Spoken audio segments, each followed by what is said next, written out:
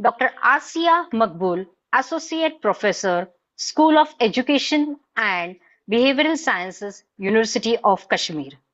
Madam shares the responsibility as Coordinator B.Ed Program, presently holding more than 12 years of experience.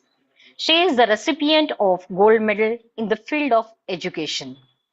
Madam's area of specialization is psychological foundation of education, learning and development, and creativity and education. Her dissertation work holds life skills education such as self-esteem, depression, academic anxiety, achievement of orphan and non-orphan adolescents. Madam has expertise in delivering the sessions on the topic structure of intellect, development of curriculum, quality control in higher education, concept of curriculum, learning, and so on. She has, to her credit, development of e-learning process material, to name a few, theories of development, Erik Erikson Kohlberg, and theories of intelligence. Coordinator of MOOC program, Psychological Foundation of Education.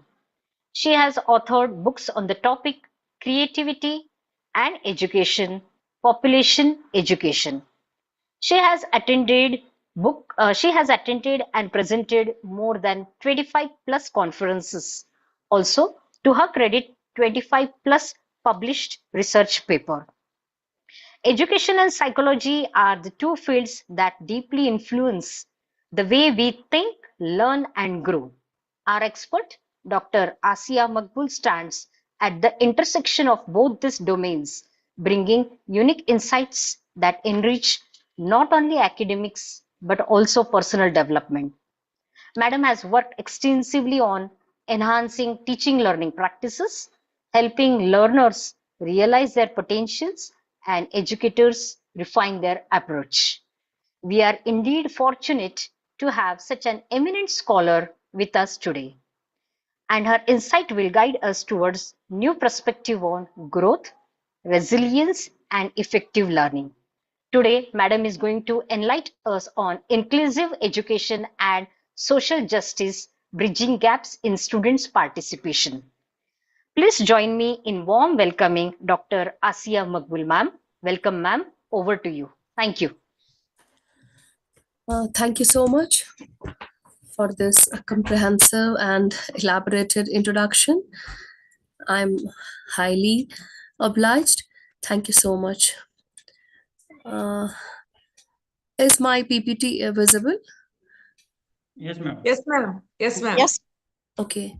So shall we start? Yes, ma'am. Yes, ma'am. Okay, thank you. So, inclusive education and social justice, bridging gaps in student participation.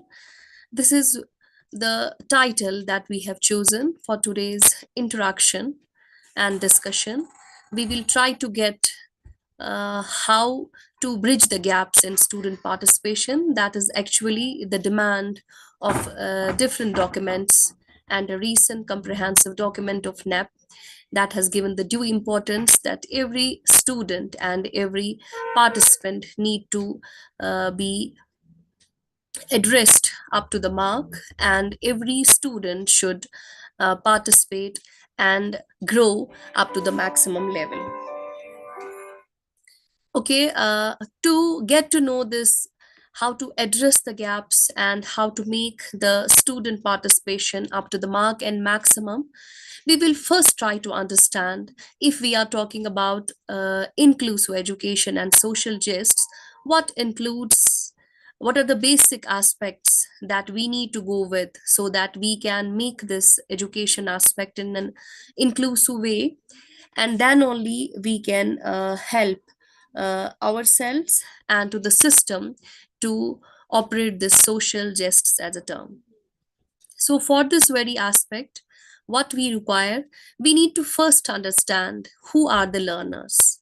As we all are the part and the stakeholders of teaching learning process, we as the important center and important ones that we should understand first who the learners are. So once we talk about who learners are, we first find out that uh, once we get to know who the learners are, we try to get to know the learner. Uh, Learners are diverse. Learners are not of same, we can say, the same caliber. We are having the learners who are very much diverse. And then once we talk about this learner, we want to know who we have to educate.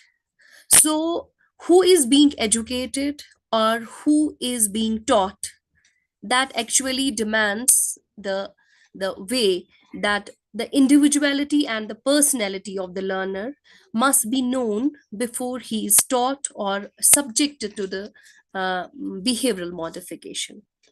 So exploring this individuality of the learner, we need to go with the student behavior of the learner in relation to their needs, that may be the educational needs, or the then only we can proceed with the all round development of their personality.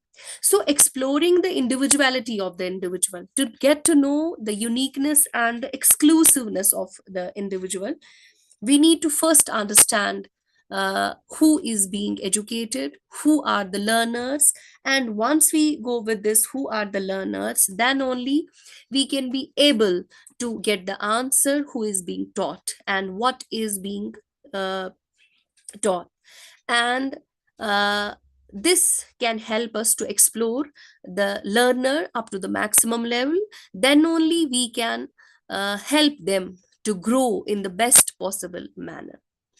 So to make the modifications, to make the change and developments in the behavior of the students, and to make the development and modifications and organization in their personality, we need to go with the aspects like, we should first come to with the aspects that children have certain basic needs. Definitely, once we read about these needs, read about these basic needs, we will get to know how to motivate the students, how to motivate the learner. So to get to know the learner is the first task. So to make this inclusive education and social justice, and to bridge the gap in student participation, then only we can proceed. So first and foremost, we need to address the basic needs of the students. We need to ascertain that certain needs, certain basic needs, certain basic requirements that are there, that should be addressed and that should be very much known to us. Then only we will make them able to have the environment to grasp from that very environment up to the maximum, so that they can give and share their best. So for these basic needs, once we talk about the needs, we find the need of security is there, the need of love is there, the need of belongings is there, the need of acceptance by different individuals, by different domains of the society is there. So all these needs that we should get to know, as we are all the educationists, that the hierarchy of needs are present in the students. So once we chalk out and try out where the student stands, where is the student, then only we can help them to come up to the second level of hierarchy. So maybe the need for knowledge and understanding, maybe it is the need for self expression and self actualization. And some learners sometimes strive for the satisfaction, not only for the basic needs, but also for the realization of abilities that are present in them, the realization of potentialities and the creativity that is present in them. So we need to address the needs in such a way that gives us the know-how, that makes us to get to know and explore the child up to the maximum. Then only the aspect of who are the learners we will get to know. So, who are the learners and what are the needs is not of a basic or a single type. There are different aspects that we need to address. So, in case the learner is experiencing difficulty in accomplishment of the needs, definitely the learner becomes mentally as well as emotionally in such a condition that can lead to the maladjustment, and the learner becomes a problematic child. So, to address this, who are the learners, we need to focus each and every aspect, each and every domain of the learner. So, to make them emotionally, mentally fit, that can lead to the well contentment, satisfaction, and the harmony in the child and the surroundings. So, to help them not to get addressed as a problem child, but to make this problem as such, we address with each and every solution. So, for this very aspect, we need to understand, or the learner needs to be understood carefully in response to different needs and problems or maybe disabilities. We can't restrict it with the abilities only. We need to understand the learner, not only what is present in the positive aspect, that is the abilities and potentialities, but we need to understand him as a whole, that there are certain disabilities in the child. Maybe disabilities, for example, we as a normal beings, we seem as the definition of normalcy is concerned, we seem as we are normal. But at the same time, with this very definition, we go with the different students, we come up and notice their disabilities. But at the same time, we should introspect. We should get to know that their disabilities are visible. But we do possess the disabilities, but that are not very much visible as that of the other students. So, the definition of normalcy, the definition of normality that we have given the benchmark or the criteria, we need to address it again and try to define this normality and normalcy with the needs and demands of the child, with the needs and criteria of the child. To me, a normalcy is a different definition, but at the same time, this normalcy for the different individual is having a different definition. So, for that, this is the requirement that we want to get to know who is the learner. We need to understand carefully in response to different needs and problems and disabilities, capabilities of the child, potentialities, creativity, and disabilities of the child. We need to recognize, definitely we should, learners need to get recognition in the classrooms, concerned ones. For example, the assignments that we are providing them, we should get to know the difficulty value of that assignment, because once we ponder in the definition of normality, we get to know that difficulty value has to be readdressed with the range, with the degree of and the level of difficulty. To me, difficulty level as a normal definition given is having a particular criteria and standard, but at Madam, the same time, excuse me, madam. Excuse yes, me, madam. yes, We are still on second slide, ma'am. yes, Maybe yes, slides are not. we are defining learners. Okay, ma'am. Okay, ma'am. We are defining learners, and this Okay. is who are learners. Okay, so we, once we find that this learner need to be recognized, to get the recognition, to provide the label, a classification to a child, we need to ponder into the normalcy definition. We have said that this is the normal criteria to evaluate the student, but at the same time we should get to know that disabilities need to be addressed, the potentiality levels need to be understood, need to be addressed, need to be classified.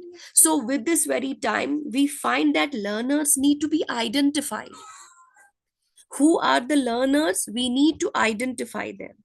And once we identify them, definitely learners will get nurtured.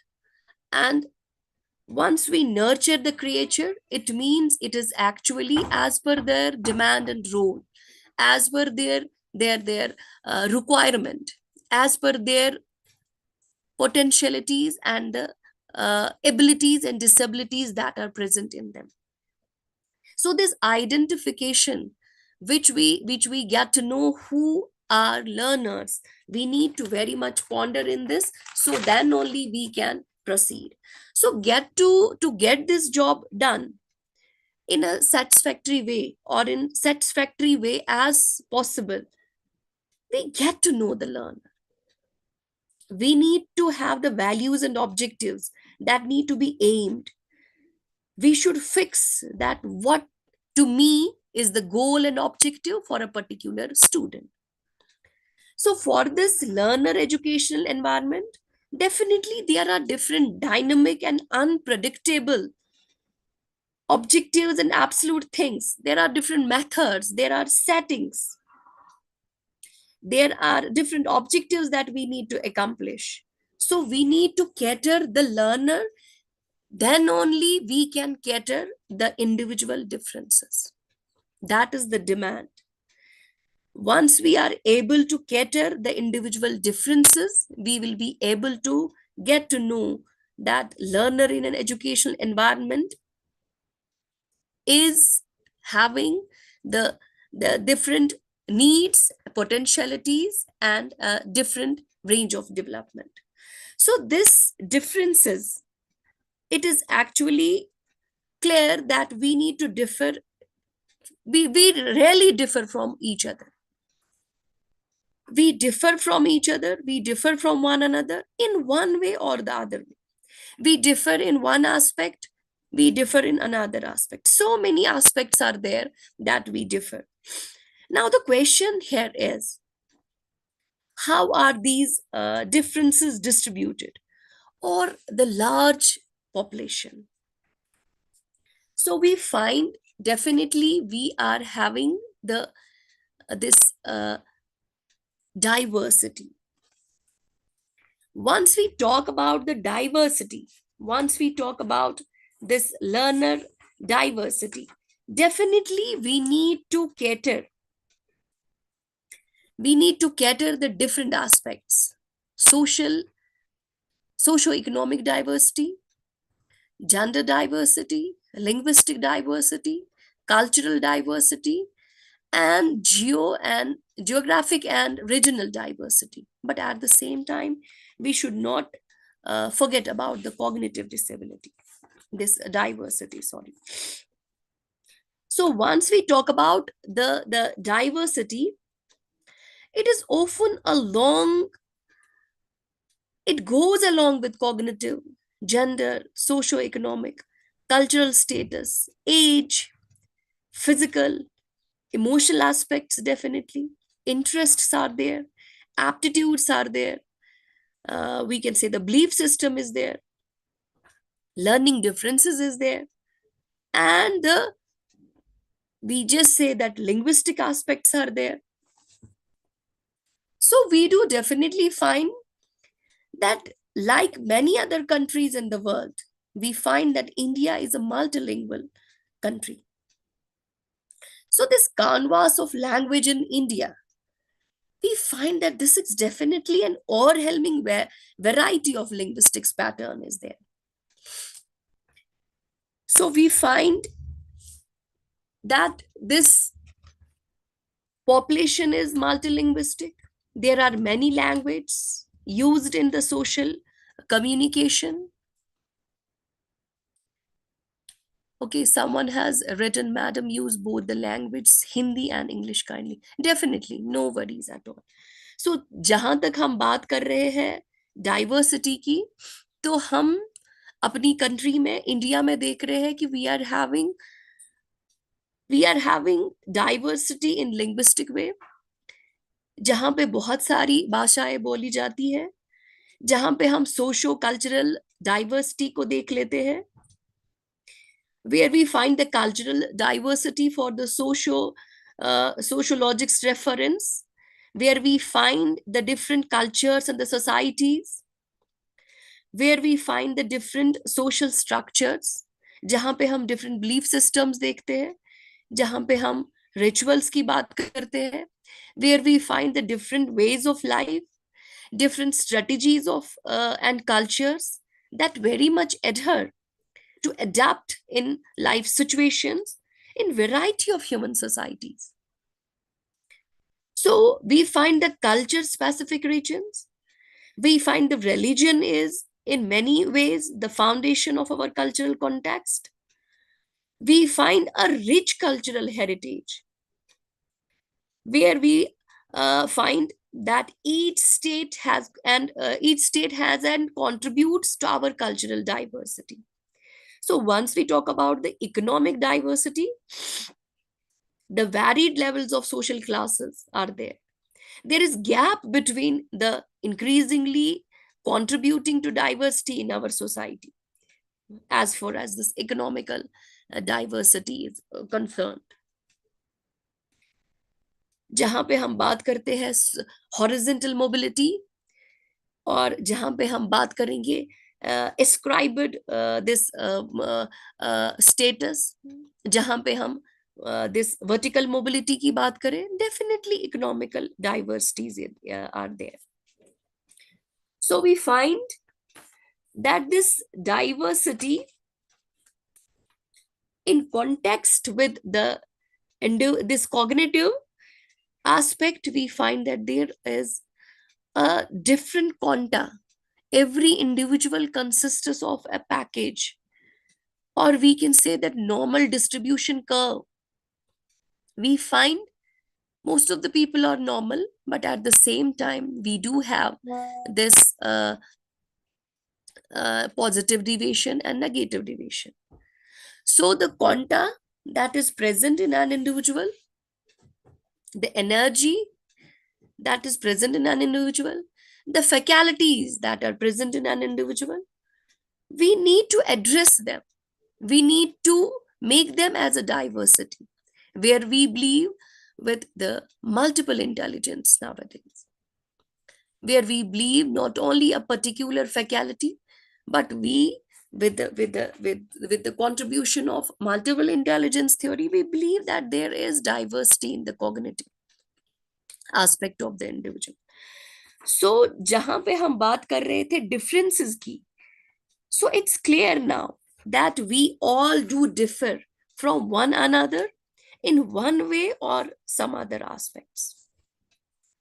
So ये differences की बात करें, so at the same time determinants of differences क्या है? What is that is responsible for difference and variation among us? Definitely, these differences may be present in the individual right from their birth, or even at the time of conception, or they may creep afterwards. जहां पे हमने बात की socio-economic diversity, geographical and region diversity. So educationists, sociologists, or psychologists from time to time try to answer these questions through different research that are taking place and going on. So they have in turn concluded that both heredity and environmental factors are jointly responsible for differences and variations among us. These differences may be because of the environmental aspects. These differences may be because of these differences may be because of the hereditary aspects, because of the biological concerns. So we have both the fluid and crystallized aspects that determine the learner's need, that determine the learner's adjustment, that determines an individual as a whole. But at the same time, in an education setup, once we talk about these differences, once we talk about these diversities, and we get to know that learners in the classroom at the to achieve the goal, to make them to feel and get adjusted, that is actually the satisfaction of needs we need to go with. We need to create a sort of equilibrium. We need to create a sort of harmony. We need to create a sort of this diversity in we need to address the diversity, but at the same time we need to make them inclusion in social aspect, emotional aspect, and different domains of personality. So in an educational context, once we this diversity is recognized, that students and the educational professionals come from different backgrounds, so each are with their own unique strengths and contributions. So embracing that diversity in education means valuing each and every individual. So once we value, once we acknowledge each and every student with their own unique strengths, we try to recognize we need in an education system, in the context of diversity, we need to recognize that student and educational professionals, we need to get to know that each and every student has a unique contribution, has a unique strength, has a unique need. So to appreciate these differences, recognizing them as an assets that enriches learning environment and promotes the educational excellence. So it's not all about to get to know about the differences. I have tried my level best. From this very slide of model, I want to make you understand that how this work need to be done. It is not restricted only up to, it's not restricted only up to get to know the diversity. It's not restricted only up to get to know the learner. It's not restricted to only to recognize and to identify, but it is tolerating the differences. So once we talk about the diversity is a set of conscious practices which involves understand the interdependence between humanity, cultural and natural environment.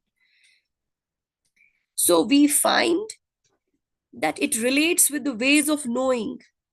So we get to know to build the alliances between differences, so to work together to eradicate all forms of discriminations. Okay, so it is not restricted, it is not done just to recognize, it is not just to done to get to know, to identify, but we need to a step ahead, that is to tolerate the differences. So once we build the alliances between the differences to work together, definitely we work here to eradicate all forms of discriminations. So once we talk about diversity in the classroom, the differences to identities, so diversity now here again we need to be conscious that diversity is not only about visible differences. There are differences again in learning styles. There is difference in the mental health. And more often that are present there but without being visible. जो हमने पहले बात की that we need to address and redefine the term of normalcy. Normal को हमें फिर से define करना पड़ेगा. जो चीज हम normal रखते हैं, एक best criteria हमने बना के रखा है, this is normal. But is that applying to the diversity? क्या हम हर एक को inclusive way में normal को define कर रहे हैं? So we need to address. तो इसी तरह जब हम बात कर रहे हैं विजिबल डिफरेंसेस की, but there are some that are not only visible differences. जो डाइवर्सिटी है, that's not only all about the visible differences. There are differences in the style. There are differences in the learning styles. There are differences in the mental health. There are different levels of mental health. There is a degree with which we define the mental health of the person. So more often we try to be present there, but without being visible. हम होते हैं लेकिन हम दिखाई नहीं देते किसी को. So learning diversities in classrooms, schools, we try to refer it to the infinite variety of learning experiences. It's not all about that an individual is learning what we are teaching them as they are the blank slates and they go on what I am giving them, they go with the absorption. No, it's all about the variety of learning, life experiences, and that attributes a learner being to their formal learning. That's that a learner is present in the school or in the classroom. We as educators, we need to seek to meet the needs of all learners. We need to go with this demand so that every student experiences success. Because once we define the normalcy in the different terms, so the recognition gets addressed in the best possible manner, the labeling gets addressed in the best possible manner, then only we can define the success in such a way that every student experiences the success. If a student who is normal and visibly good with good certain abilities, we label him as you are a successful. And at the same time, with the same parameters, what about the others? They get unlabeled, unidentified. But we have to rechange. That we is the demand, that social justice and inclusion. That we need to redraft the procedure as an educator, as a classroom teacher, as a stakeholder, in such a way that every student should experience success. जो हम अभी बात कर रहे थे, multiple intelligence theory, capabilities, disabilities, abilities. So this is here now the demand arises that learning diversity in schools is enacted through the inclusive pedagogy. That should be with the commitment to uphold the right of all to be welcomed, valued, acknowledged, and actively engaged in the educational setup. So that I said that I want to make you understood by this very model that we need to tolerate the individuals. And once we tolerate, so this diversity encompasses the acceptance and respect. With this very welcoming nature, with this very acknowledging nature, with this very unconditional aspect, with this very redefining the normalcy, we try to tolerate the individual. है ना, कभी कभार ऐसा होता है जिसे मैं प्यार करता हूं तो उसकी मुझे कोई खामी नजर नहीं आती, और जो मुझे अच्छा नहीं लगता तो उसमें तो मुझे खामियां ही नजर आती है. So that is actually, we need to go with unconditional way. We should learn to tolerate people. We should not go with the gadgets like conditions apply. We should make them that it is the individual as a whole, with certain perfections and with certain not imperfections, with certain abilities, with certain disabilities. So once we learn to tolerate the individual, definitely this will encompass with the second aspect of acceptance and respect. Once we go with the acceptance and respect, it means I respect your individuality because I have accepted you as a whole. You as an individual, maybe with a different linguistic aspect, with a different social concern, with a different geography, with a different cognitive faculty, with a different this economic factor, but I have accepted you as an individual. So means understanding that every individual is exclusive and recognizing our individual differences.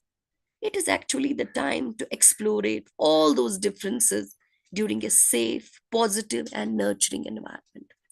Once we provide, once we talk about the social justice and inclusion, we need to provide a nurturing environment. And this nurturing environment is all about understanding one another and moving beyond simple tolerance to embracing and celebrating the rich dimensions contained within each individual. है ना? किसी की खामी को highlight करने के बजाय we should get to know and celebrate the strengths that a particular individual is having and make them understood that they will try their best in the weaknesses. But as a human, as a teacher, हम बहुत कंजूसी करते हैं कि मैं किसी को praise करूं, लेकिन एक गलती पे मैं उसको बहुत डांटूं. प्रेज में हम कंजूसी करते हैं, लेकिन डांट पिटार करने से, वीकनेसेस को हाईलाइट करने के लिए हम बड़े जल्दबाजी करते हैं. But the model has here, I want to make it very much related with the inclusive education and social justice, where we try to understand, we try to move beyond the simple tolerance, move beyond that tolerance where we can reach the this celebrating aspect. So tolerate के बाद, once we accept the individual as they are, as they have been created, as the personality has been framed, we accept the things. So this means we will create a caring, cooperative, and success-oriented community. And that can attract the intellectual strengths and procedures, and that can involve and introduce the innovation solutions for the synergy of the people. Here I remember, I want to remark it here, the quote of famous Greek philosopher Aristotle. He once said that things that are alike should be treated alike, but whereas things that are unlike should be treated unlike in the proportion of their unlikeness. Okay, so we should celebrate the things, but at the same time we should make them exclusively the celebration of positiveness, the respect, the value, and the dignity that an individual is having. That actually motivates the individual. जब आप किसी को celebrate करते हैं, value देते हैं, accept करते हैं, half work is done. They are so much motivated, they are so much accelerated, they want to get more and more. So this principle of respect for the difference and acceptance of disabilities and the abilities as a part of human diversity and humanity are very much important. Because we find that this disability is a universal feature of human condition. This is not only a particular individual's face. No, this is the universal feature. जो मैंने पहले ही बता दिया, maybe someone is having the visible disability and someone's disability is not visible. That comes with the prescribed norms of this normalcy. That comes under the definition of normalcy. But once it gets visible, people try to note it. So this disability is a classification of diversity that transcends actually from all indices like caste, creed, religion, language, and it represents the minority groups which anyone can be or become a member at any time in life. Today, We hold the status, tomorrow we are not. So the principle of diversity, it actually provides the basis for acceptance of disabilities as a part of human variation. But it's a very sad reality that in practice, once we talk, our treatment of difference has been rather very much poor. And especially we find this context of this disability that is visible. So here comes the term of inclusive education. So diversity in the education or classroom plays a vital role in fostering the inclusive and equitable educational environment, because it helps to go with the challenge of stereotype, biases, and prejudices, promoting cross-cultural understanding. And we should go with reducing the discriminations. Once we go with reducing the discriminations, we find it like ability diversity, age diversity, gender diversity, ethnic diversity, religion diversity, either the experiential diversity, geographic diversity. So these social identities that are related with the age, race, gender expression rather, this all comprises a person's social identity. They get sometime overlap with so much that we need not to limit them with these examples only, but we find that individual belong to multiple social groups. Note that diversity is not only about the visible differences.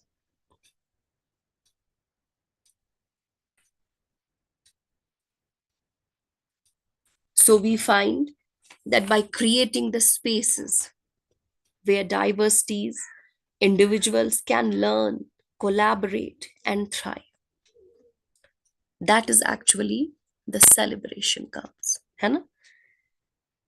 Once we learn, we thrive, we are happy, we celebrate things. That only comes celebration.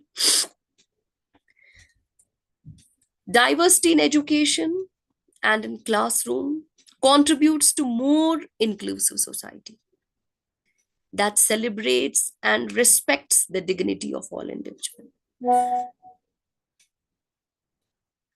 Yes, someone is saying hello. Any am I audible to everyone? Any query?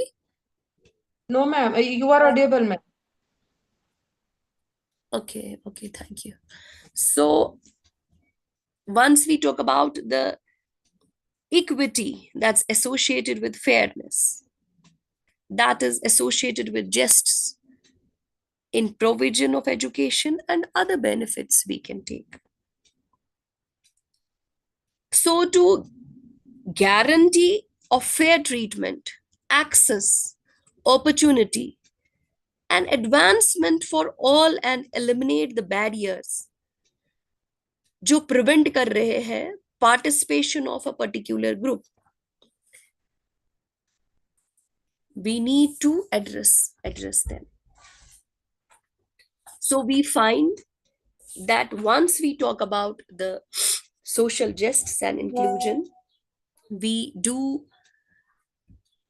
find there are differences, there are determinants of individual differences, and that determinants are not always biological or sociological. They may be sometimes biological and sometimes sociological, sometimes inherited and sometimes by the geography or the status that we are holding, but how to create the equilibrium, how to take this diversity. There is the need of the hour is that we should understand, and we need to understand the diversity up to the mark so that we can redefine the things in such a way that it becomes normal to every individual. Normalcy should not be restricted with a particular group. The benchmarks, the criteria should not define a particular group, but the difficulty value, the ways should be retreated in such a way that it becomes general to different groups, where we find that first and foremost is that we need to acknowledge, we need to recognize. Once the recognition is done, we need to go with the tolerance. We should develop an energy, a sort of acceptance in ourselves. Uske baad, once we accept someone, we should accept them exclusively as an individual. Where exclusiveness, we place them, we value them, we give them a place, we place them under a particular degree, under a particular this term. And once we value, it gives them a sort of recognition, it gives them a sort of respect, it gives them a sort of respectness of their uniqueness, and we celebrate. And once we celebrate, we find that everyone contributes and gets motivated up to the maximum.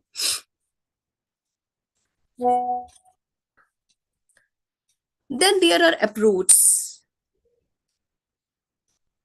As we know that in classroom, there are heterogeneous students. There is student diversity. And if we use a constructive approach in teaching learning process, in that heterogeneous class, it will be more effective. So we as a teachers, how to cater this diversity? How to cater these differences? How to cater the different learners that we got to understood that they're learners that we have to taught, that we have to deal with, are not of same type. They are having the visible and invisible differences. They are having the diversity in them. So we find that constructive approach is a best suitable way where we can find the maximum possibility of catering the heterogeneous class so that teaching learning process is much more effective. It's a new school, it's a new approach which we believe, and this tells us how construction of knowledge takes place in diverse classroom. How construction of knowledge takes place in diverse classroom. It means nowadays we believe in the constructive ways. The days are gone once we believe in the one way, a teacher with a mature experiences, we go on delivering, and the other side is a passive aspect and immature. Yes, please. Yes. Any question?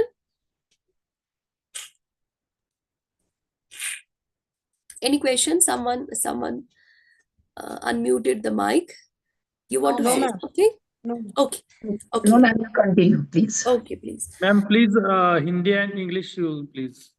Oh, so sorry. Oh, definitely. So जब हम constructive approach की बात करें तो वहां पे हम देख लेते हैं कि this is the approach that we believe nowadays. Why? because that we have discussed already, that diversity we find. Some decades before, where we believe कि हम जहां पे बात कर रहे थे कि टीचर है ना, जहां पे हम बात करें कि टीचर ही एक knowledgeable and dominant role transactional aspect में बात कर रहा है, तो स्टूडेंट जो है काफी पेसिव है, लिसन कर रहे हैं. But that the time has gone. By that very approach, we were not able to address the diversity. है ना, जैसे आपने वो स्टोरी सुनी होगी कि जब सबको बताया गया कि आप एक कंपटीशन में आ जाए तो हम लेबल करेंगे कौन क्या है. तो उस स्टोरी में बताते हैं एक फिश को भी लाया गया, एलिफेंट को भी लाया गया, कौवे को भी लाया गया, but at the same time उनको एक पर्टिकुलर टास्क दिया गया to climb the tree. But what about the fish? What about the different animals?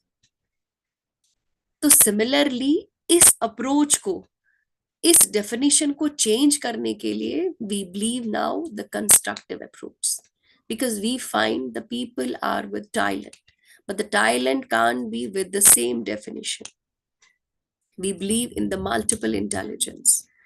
So we have come with this constructive approach of learning,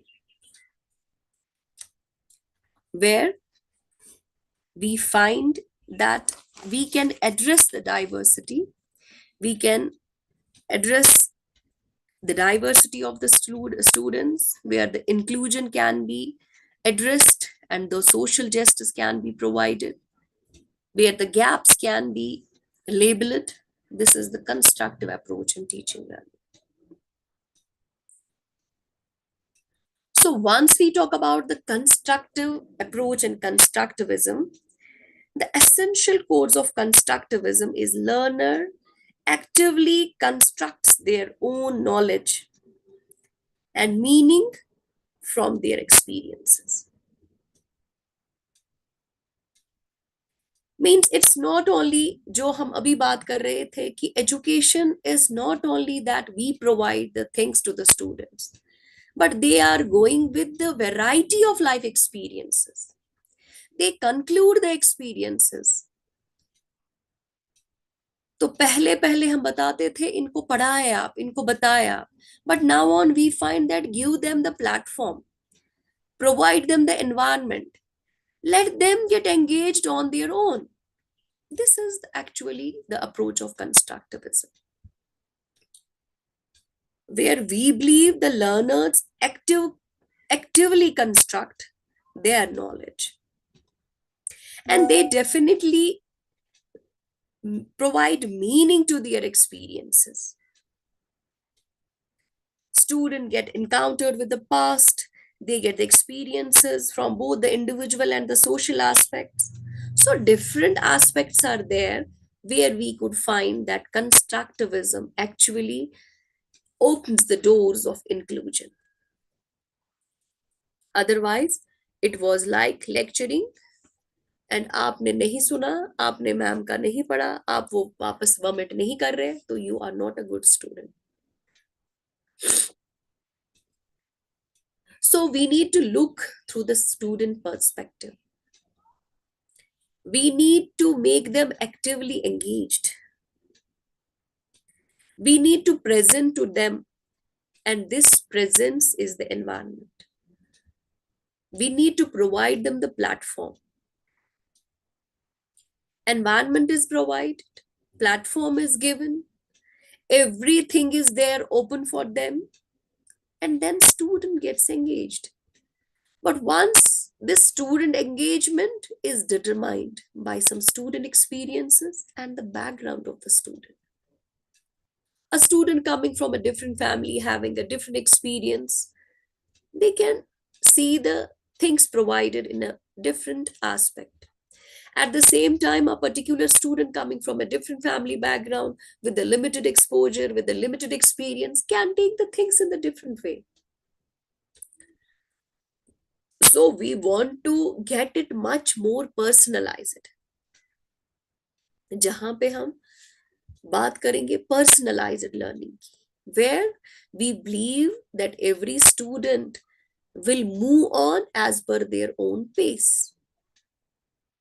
And the pace is determined by the student experience, the pace is determined by the student's background, the pace is determined by the student's way of living, the pace is determined by the student's perspective, the level of cognitive differences, the level of different exposure, and the students goes on constructing the things in such a way that everyone moves on with their own pace. So we find the days are gone once we were generalizing the results, we were generalizing the exams, we were generalizing in the whole class that Mr. A is a good boy and Mr. B is not a good one. But nowadays, it is a student construction. One student can construct in parameter A, second can construct in parameter B. One is good in the cognitive aspect handling, second is good in the EQ.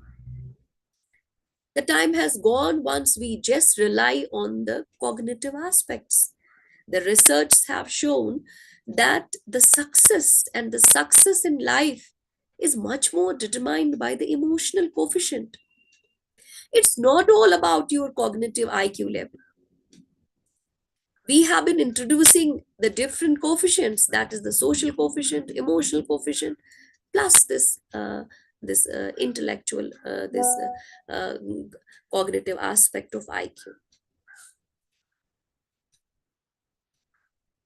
So we find the learning is constructed. This is definitely constructed through the meaningful real experiences. शायद जब हम छोटे थे तो हमें बताया जाता था सारा, लेकिन जब हम बच्चों को पढ़ाते हैं, we make them to get involved. We show them. We make them to get involved in different experiences. Why? Because we believe in a constructive thought. We want them to construct their own. We want them to solve their own problems. We don't make them to stick on a particular solution. Maybe a particular thing works in your field and that the same thing doesn't work in my field. I'm from a different background, you're from a different background, a particular student is from a different background. So how can we generalize that a particular solution will be generalized by the class of 50, 60? Yes, someone has unmuted. You want to ask something?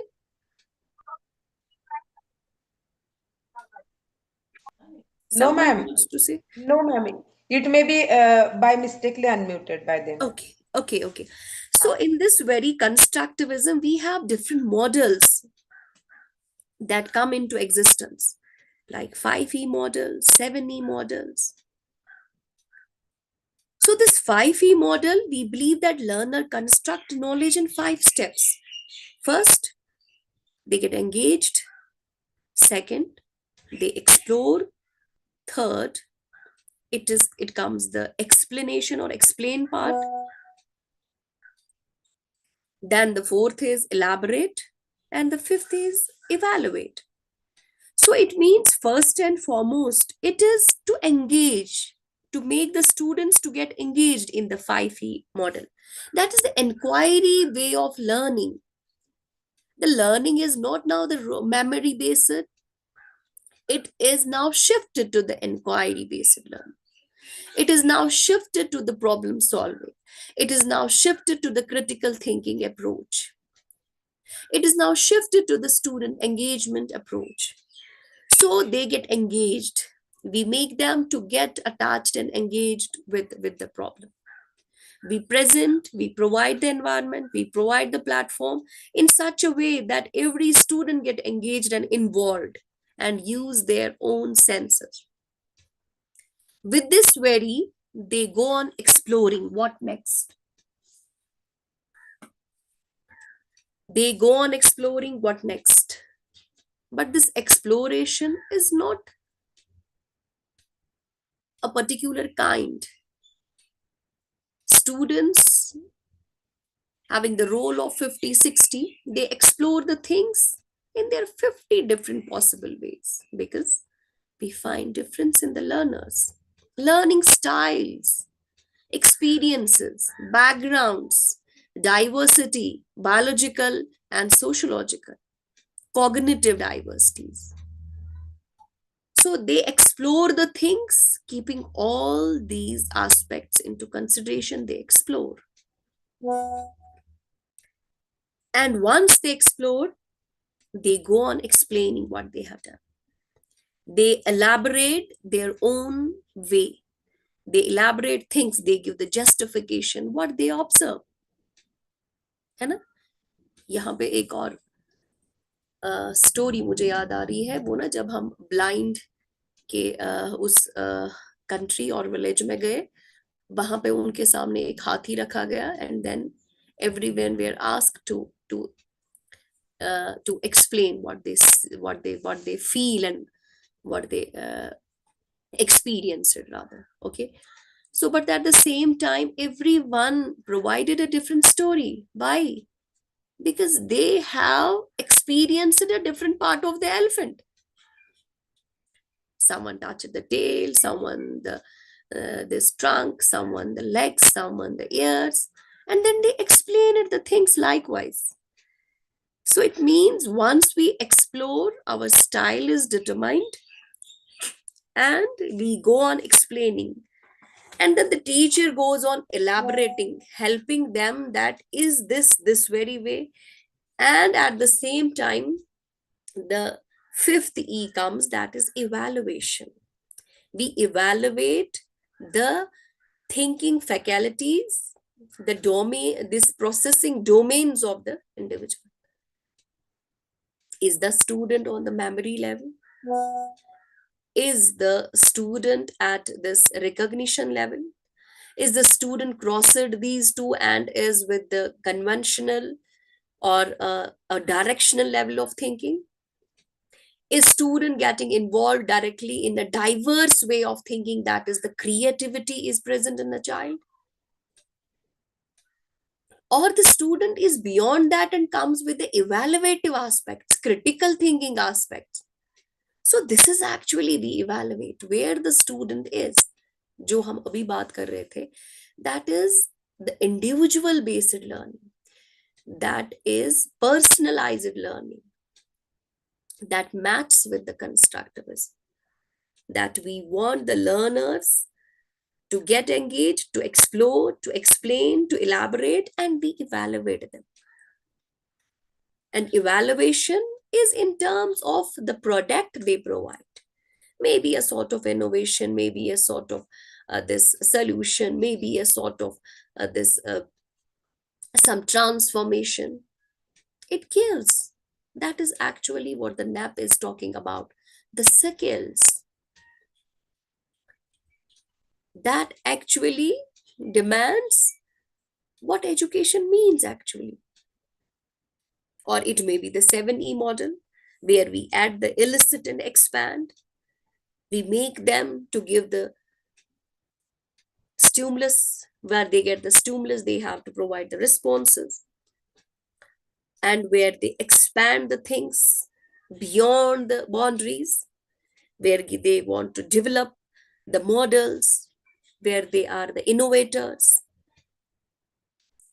So every person, everyone's individual experiences make the learning experiences, make the learning unique to them. So this is what we call as constructivism. So if we talk about the principles of constructivism, we believe that here the knowledge is constructed.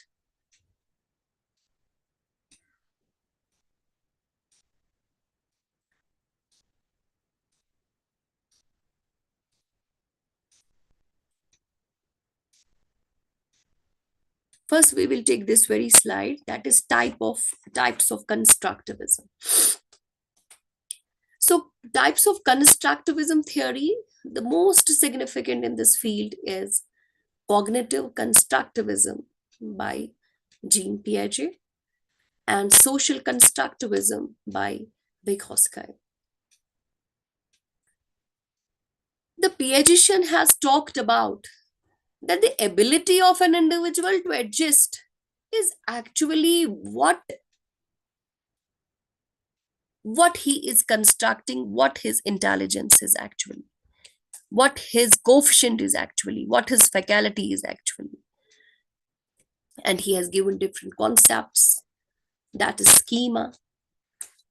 And he defines a schema is the innate potential that is present in an individual, an innate behavior that is present in an individual, a sort of faculty that is already present when the child takes the birth. And he has talked about the different schemas that are there, that this is a sort of energy that is present in an individual, a sort of quanta that is present in an individual. For example, a child once takes the birth, he sucks each and everything. So this is a schema present in an individual, that baby. He stares at the things where he opens the eyes and he go on staring the things. This is the energy or innate behavior that is present in him. Or he grasps, or a child or a baby grasps the things, whatever is given to his or her hand. So Piagetian says that this is actually the innate behavior that is present. But then this makes the adjustment of the individual and satisfaction and the further living aspects of the individual. Then he talks about the assimilation. Assimilation is actually using the same energy, what is present, same aspects, to address the new situations in likely the similar manner. थोड़ा सा change करके मैं अपने आप को adjust करता हूँ, means basic and fundamental level of adjustment, जहां पे थोड़ा सा मैं अपने आप को म्यूटिलेट या थोड़ा सा मैं अपने आप को मॉडिफाई करता हूँ, लेकिन सिमिलर बेसिस पे. फॉर एग्जाम्पल, बच्चा पहले फीडर में या सक करता है, फिर वो चम्मच से भी खा लेता है, दूध पीता है. Then it is accommodation. Accommodation is to meet the demands of variety. For example, कुछ टाइम तक बच्चा खाली दूध लेता है, उसके बाद वो सेमी सॉलिड्स फिर सॉलिड फूड्स भी लेता है. Means we go on accommodating the things.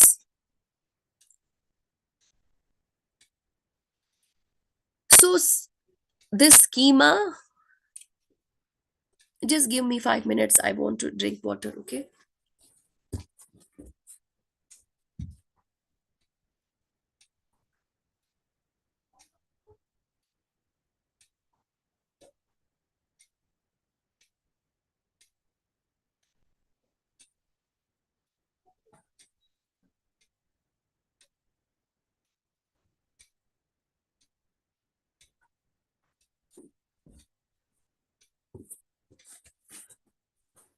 Hello? Am I audible? Yes, ma'am, you are audible. Yes, ma'am. Thank you. So the concepts that we find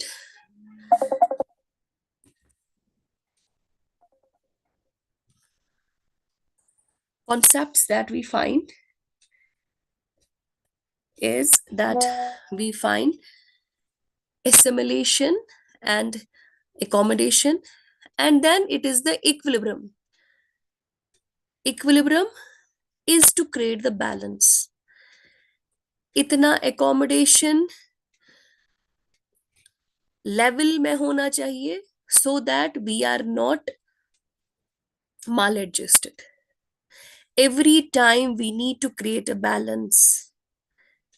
Every time we need to create a sort of equilibrium between our inner demands, requirements, and the external aspects. Then the principles on the basis of these concepts, we find that learning is an active rather a passive process. We get involved, then only we learn the best. We try to accommodate things, we try to go and adjust. There is a process of adjusting, there is a change in the prevailing, and learning should be whole, authentic, and real. That is actually very much effective. So this constructive approach of Piaget that says that it goes with the levels from the psychomotor stage where the child explores the things by using their senses and psychomotor domains to explore the environment. With the time, the language development takes place, the concept clearance comes, and the child makes the best possible use of that and comes up with the expectations and gets adjusted with the environment.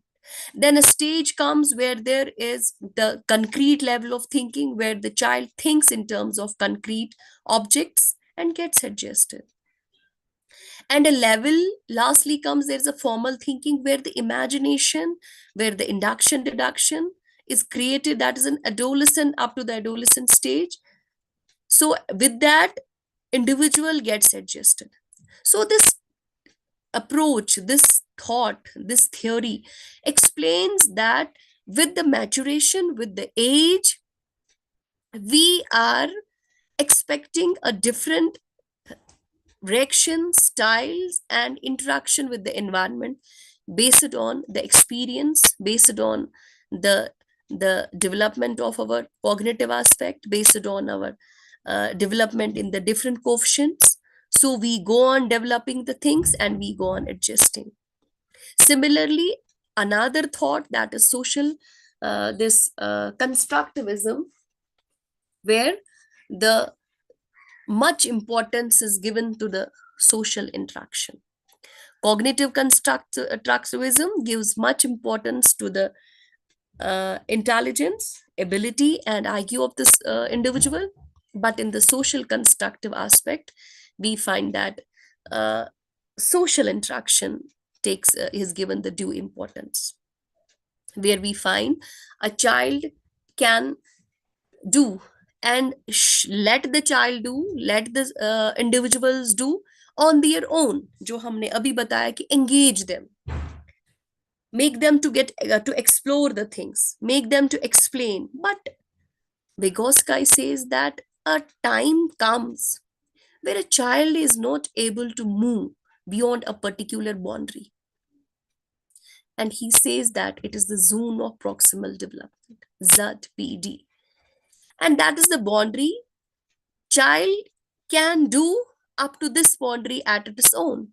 But here it needs some extra effort and guidance by a more knowledgeable person, by a more expert person, and then only he can do with it. But to cross this boundary, to cross this level, an extra hand should be there.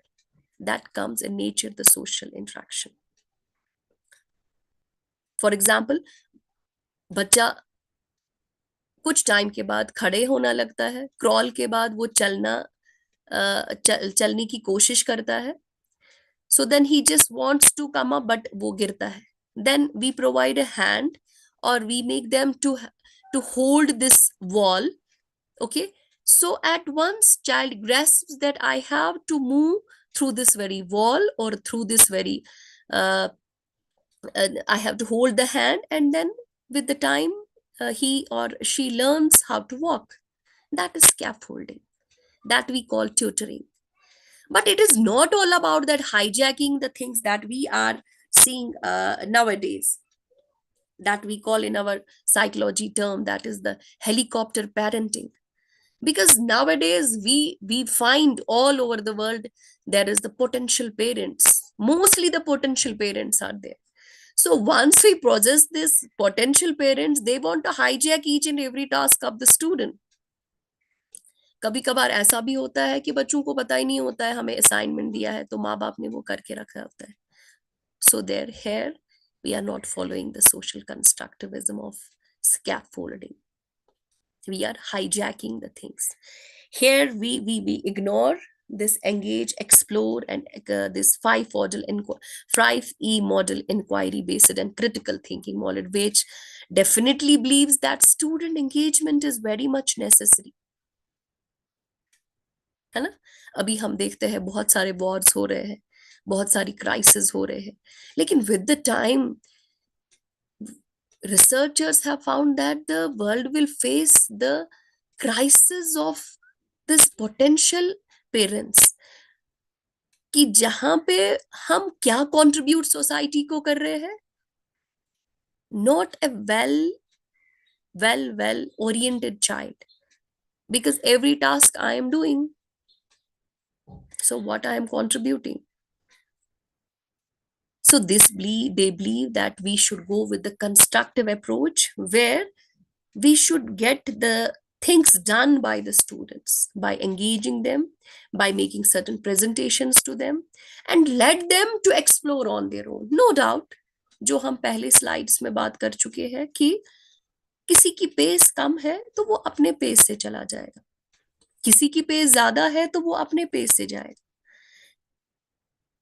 तो let them to move with their own pace, but we can realize their inner nature, so that we can nurture them the way they are built, the abilities and the faculties that are present in them. So if we are not making them to try and to reach to the zone of proximal development boundary, they can't experience the things. They will not be able to explain and elaborate the things. So then what we are evaluating. है ना? आजकल हम देखते हैं कि most of the students in the class, they want to get easily done everything. That means we have put them in a stage where easy gratification become the trait of the students. They don't toil, they don't make the things done on their own, they don't try. The failure becomes to them as a label. Why? Because we have put them in a level where we are hijacking them, so that to make an image to the, so to make an image that is very much suited to me as a parent or a teacher. So the social constructivism, they believe that social interaction is very much necessary, where the child learns from the mature behavior of the student, but not through the hijacking terms, but with a good hand of scaffolding, where we can use the language, where we can use the different psychological tools to make them to move to this very boundary. So we find there are different principles on the basis of that constructivism. Is we find that it is actually the knowledge is constructed. The basic principle of constructivism as an approach is that knowledge is constructed. So this basic principle, we find that the knowledge is built upon other knowledge. That means students take pieces and put them together. But to this putting together all this is in their own is their own nature and in a unique way. So building something different than what another student will build. Yes, the student's previous knowledge, experiences, or beliefs and insights are all are important foundations for this continued learning, जो हम 5E and 7E की model की बात कर रहे थे. So इस model के तहत बेसिक प्रिंसिपल ऑफ कंस्ट्रक्टिविज्म जो है, that is actually the knowledge is constructed. Earlier we find nothing is constructed. It is this the basic fundamental aspect of recognizing and memorizing. We just recall and retain things. That is one parameter there. but to have a problem solving, understanding, knowledge based, comprehensive aspect. That means we have to construct something, and that construction can't be the same and generalize it for each and every student. For a student in a homogeneous way that 50 students have constructed the same thing, no, not possible. This is a heterogeneous concept where everyone put together things and experiences and observations and the perceptions, sensation to the perceptions in a unique manner and build their own thoughts. So we find people are different. जो हम पहले बात कर रहे थे. People are different. We need to value. We need to accept. We need to tolerate.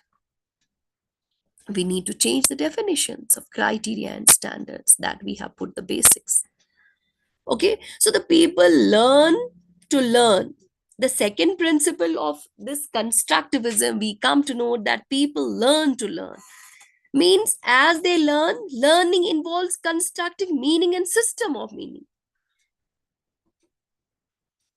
For example, we chronologically have different dates and series of historical events. At the same time, they are learning the from these dates we get to know the graphs of chronology, when and where has been what has been taken place. Similarly, if a student is writing a paper about history, they also learn the principles of grammar or the writing skills as well.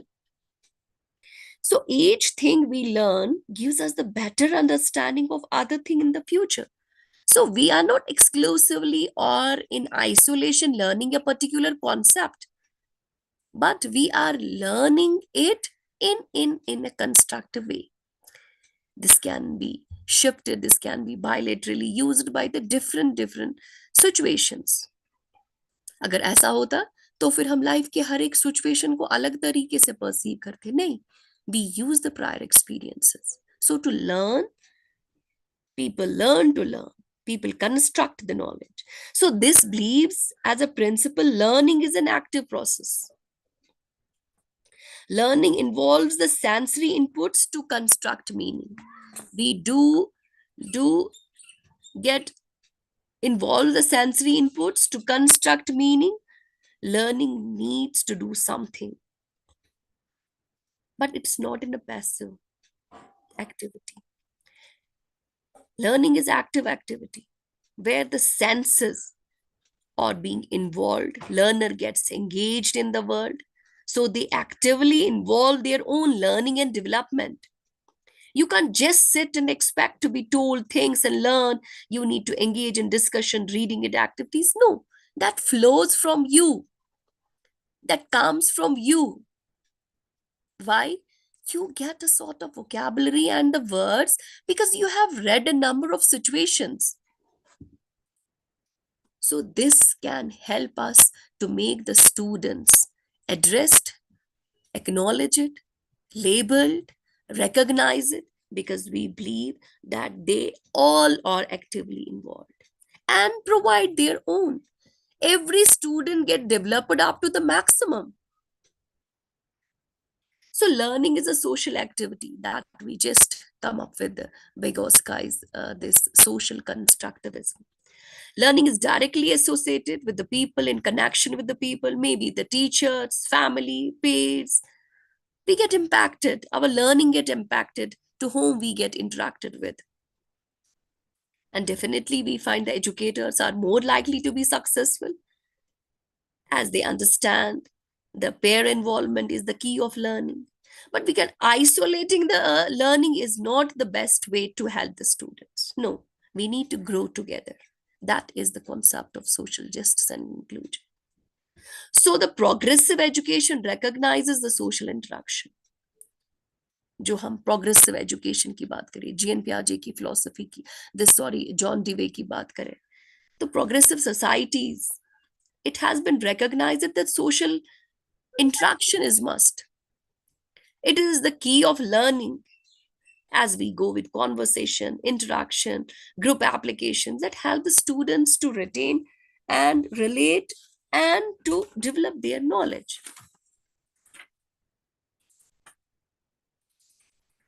So always the learning is contextual. We find students never learn isolated facts and theories separated from our lives. No, all what we learn, that is actually reflecting our lives. That is actually the life. What is education as per the Dewey, a pragmatist theoretist? The philosophy says that it is the reconstruction of your experiences. We need to reconstruct. So we can't separate the things. Now, today I will learn exclusively a different thing. No, not at all. We learn in a way connected to the things we already know, we already believe. The things we learn and the point we tend to remember are connected with the things that are going on around us. Yes, this is actually life. So, what life is? It's not a different funda or a different something philosophy that is not understood. No, it's the activity that we are doing from morning to evening. Yes, a day is over. My today's morning and evening activities are over. So, this is the life. So, knowledge is personal because constructivism is based on our own experiences and beliefs. Each person will have their own prior knowledge, experiences, and everything they bring to the table. The way and the things people learn and gain their education is different because people are having a different personal and developmental these concerns. My development, my organization, my setups can't define another person's. I am exclusively me and you are exclusively you. Mr. B is exclusively Mr. B. It means we will construct because of our exclusiveness. So we find that there are different types of constructivism. So this different types of constructivism we find cognitive. Cognitive constructivism focus. The learning should be related to the learner's stage of cognitive development. Yes. Maturation, age, IQ, levels. This defines your actions. This defines your learning. A particular student with the IQ of 60 gets the best, or he gets 8 out of 10, you find him then very good, you have done the best. At the same time, a gifted student's getting 8 out of 10, you say, no, this is not accepted. Why? Why at 8 one student is appreciated and another not? Because we find that the cognitive domain matters. It is actually the degree of the student that we need to harness the quanta fully. We need to motivate the student, engage the student in such a way that his or her quanta is harnessed in the maximum possible manner. What is present in him? है ना, जो हम में होता है, जो हम करने की सलाहियत रखते हैं, we never do that the best because we lack the motivation sometimes. So we find that learning new information by connecting to the things that are already known. Cognitive constructivism find that student construct the knowledge on the basis of his cognitive abilities. New concepts are framed in incorporation with the previous experiences. So information processing and component process is because of the cognition we possess, because of the ability of the level of intellect and the recognition ability that is present in us. How we discover the things that determines my cognitive aspect. So in the process of cognitive processing, adaptation, accommodation definitely plays the key element. because we find this position is actually the cognitive constructivism approach. And then the social constructivism, they focus on collaborative nature of learning. That we said that yes, society is important. A mature person is important. And the knowledge develops from how people interact with each other. The way an elderly, more mature, more knowledgeable person is interacting, definitely a different effect of Zoom ZPD will be determined. Their culture, their society at large, their way of living at the large. So students definitely rely on others to help to create the building blocks and learning. Students construct their own knowledge with the help of the surrounding and society. So societal and peer influence is very much there, which has been given the due importance by this Vygotsky. Social interaction, peer group interaction, they actually identify the construction of knowledge. So social interaction is very much important, and this plays a significant role. A child interacting with another child, with a peer group, with a member of the society, definitely finds a good support that helps him or her to scaffold. That is actually getting the tutoring to come to the boundary of ZPD. And because of this, they build and construct their own knowledge. One more recent is that the radical constructivism, which is very much different from the cognitive and the social constructivism. And this very approach believes that learner and the knowledge they construct tells us nothing about the real, but they only revolve around the adaptation and adjustment. How much your experience, your knowledge, your build up things, your styles are helping you to function in the best possible way in your environment. The overall idea that the knowledge is invented,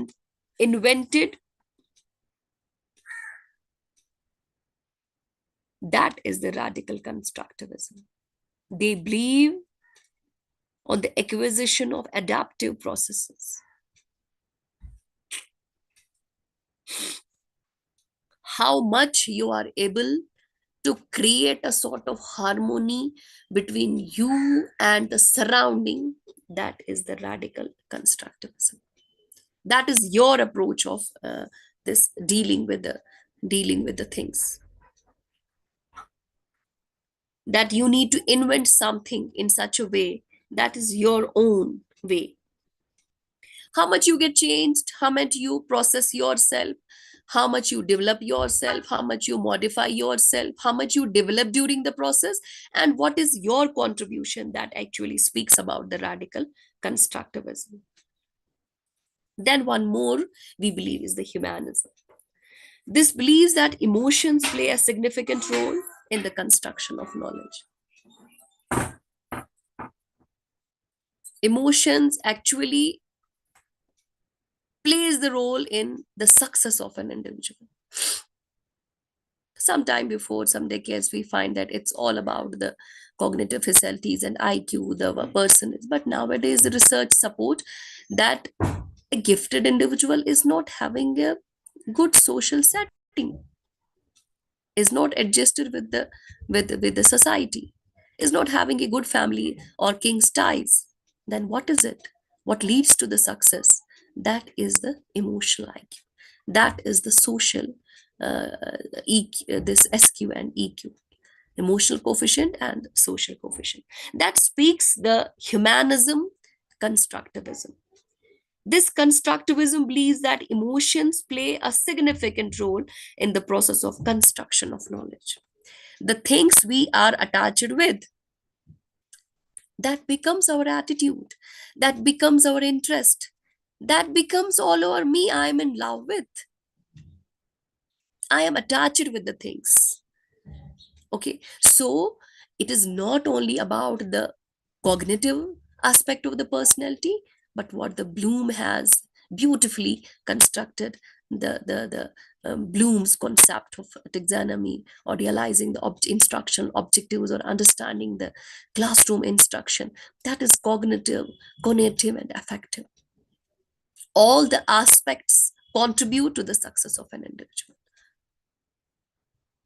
It's not always the IQ level of the student that helps them to be successful in the world, but the different domains are success come into being. And we believe that this is all about, some are good in the effective aspect, some are good in the cognitive aspects, some are good in the cognitive aspects, some are good in the psychomotor aspects, but all the domains lead to the success of an individual. And these domains actually determines the styles of the individual learning, styles of understanding, styles of getting engaged with the things, and with the most that we explore ourselves, we engage ourselves, we elaborate the things, and we get evaluated and labeled.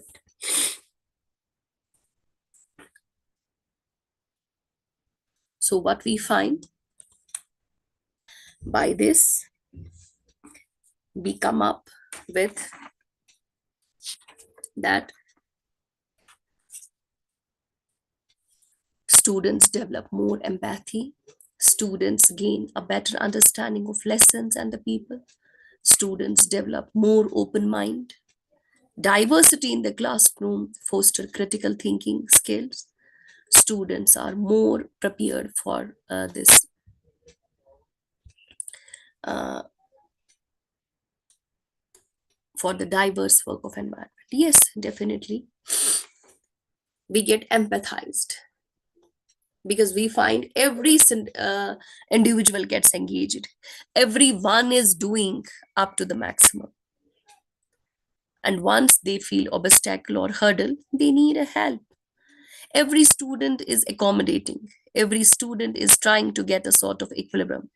So once this is all over, we develop a sort of empathy that in earlier slides we find that we try to get a tolerance, we try to get a feel of tolerance and acceptance. We just start to think that if I am in this very situation, so we respect the people, we value the person. The time has gone where we believe on the sympathy, but with the concept of inclusion, with the concept of social justice, with the concept of social inclusion, we come up more with the empathy. We need to realize ourselves, if the same is with me, we put ourselves in the situation where we find that yes, recognition is very much important, where we find that the empathy is the requirement of the time, and at the same time we need to go more beyond the empathy, where comes the respect, respect the individuality. Students gain a better understanding of lesson than the people. Once we empathize, definitely we gain the better understanding of that very lesson and the people, that with the different diversity, background, differences.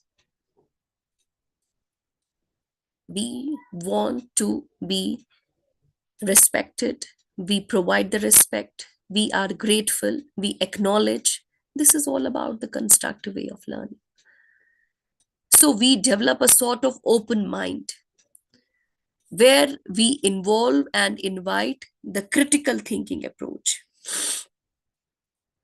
where we involve the inquiry based approach, where we want to solve the problems, where we want to develop the concepts, where we get to know about the models, where we doubt the things so to create something new. So this diversity is not a curse in the classroom. We should not always go through this very homogeneity.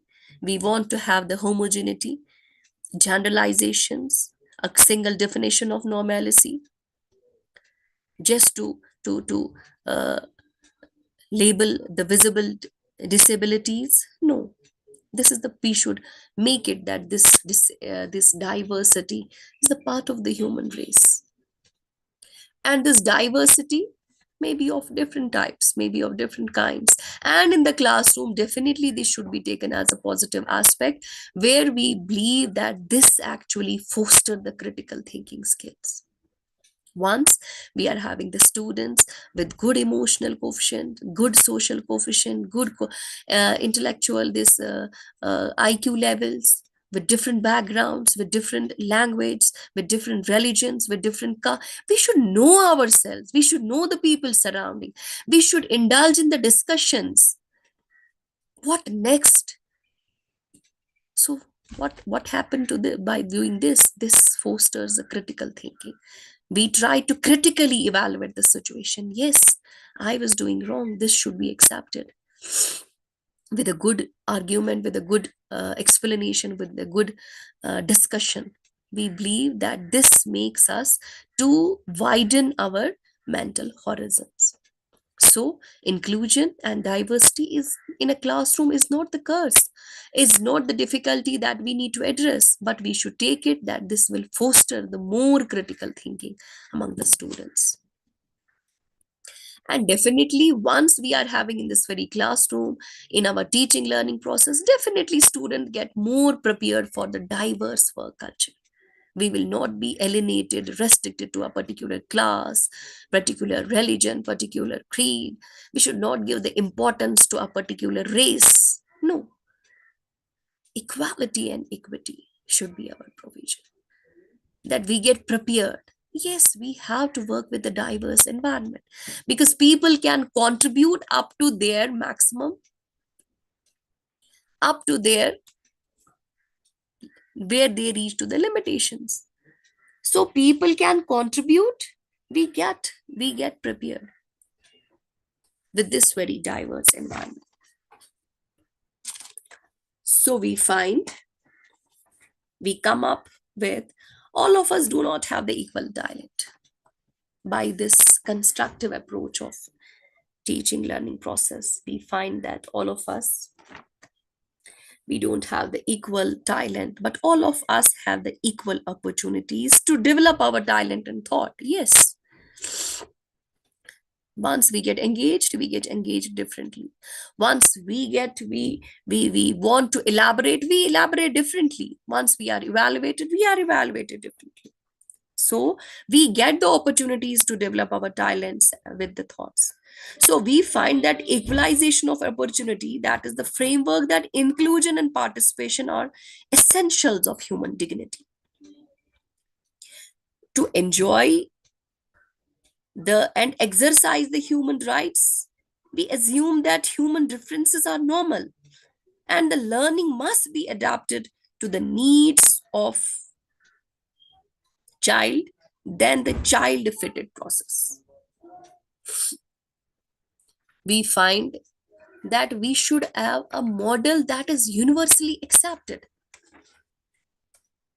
मुझे ये नहीं सोचना है कि ये disability है तो इसको मैं ध्यान में रखूं, ये इसको डिसेबिलिटी विजिबल नहीं है तो इसको मैं ध्यान में रखूं. No, we should build a general universal model. Universal model means everything should look the normal, जहां पे हर एक को एड्रेस किया जाएगा, जहां पे हर एक इंडिविजुअल ऐसे एक्ट एंड रिएक्ट करेगा कि everything seems to be normal.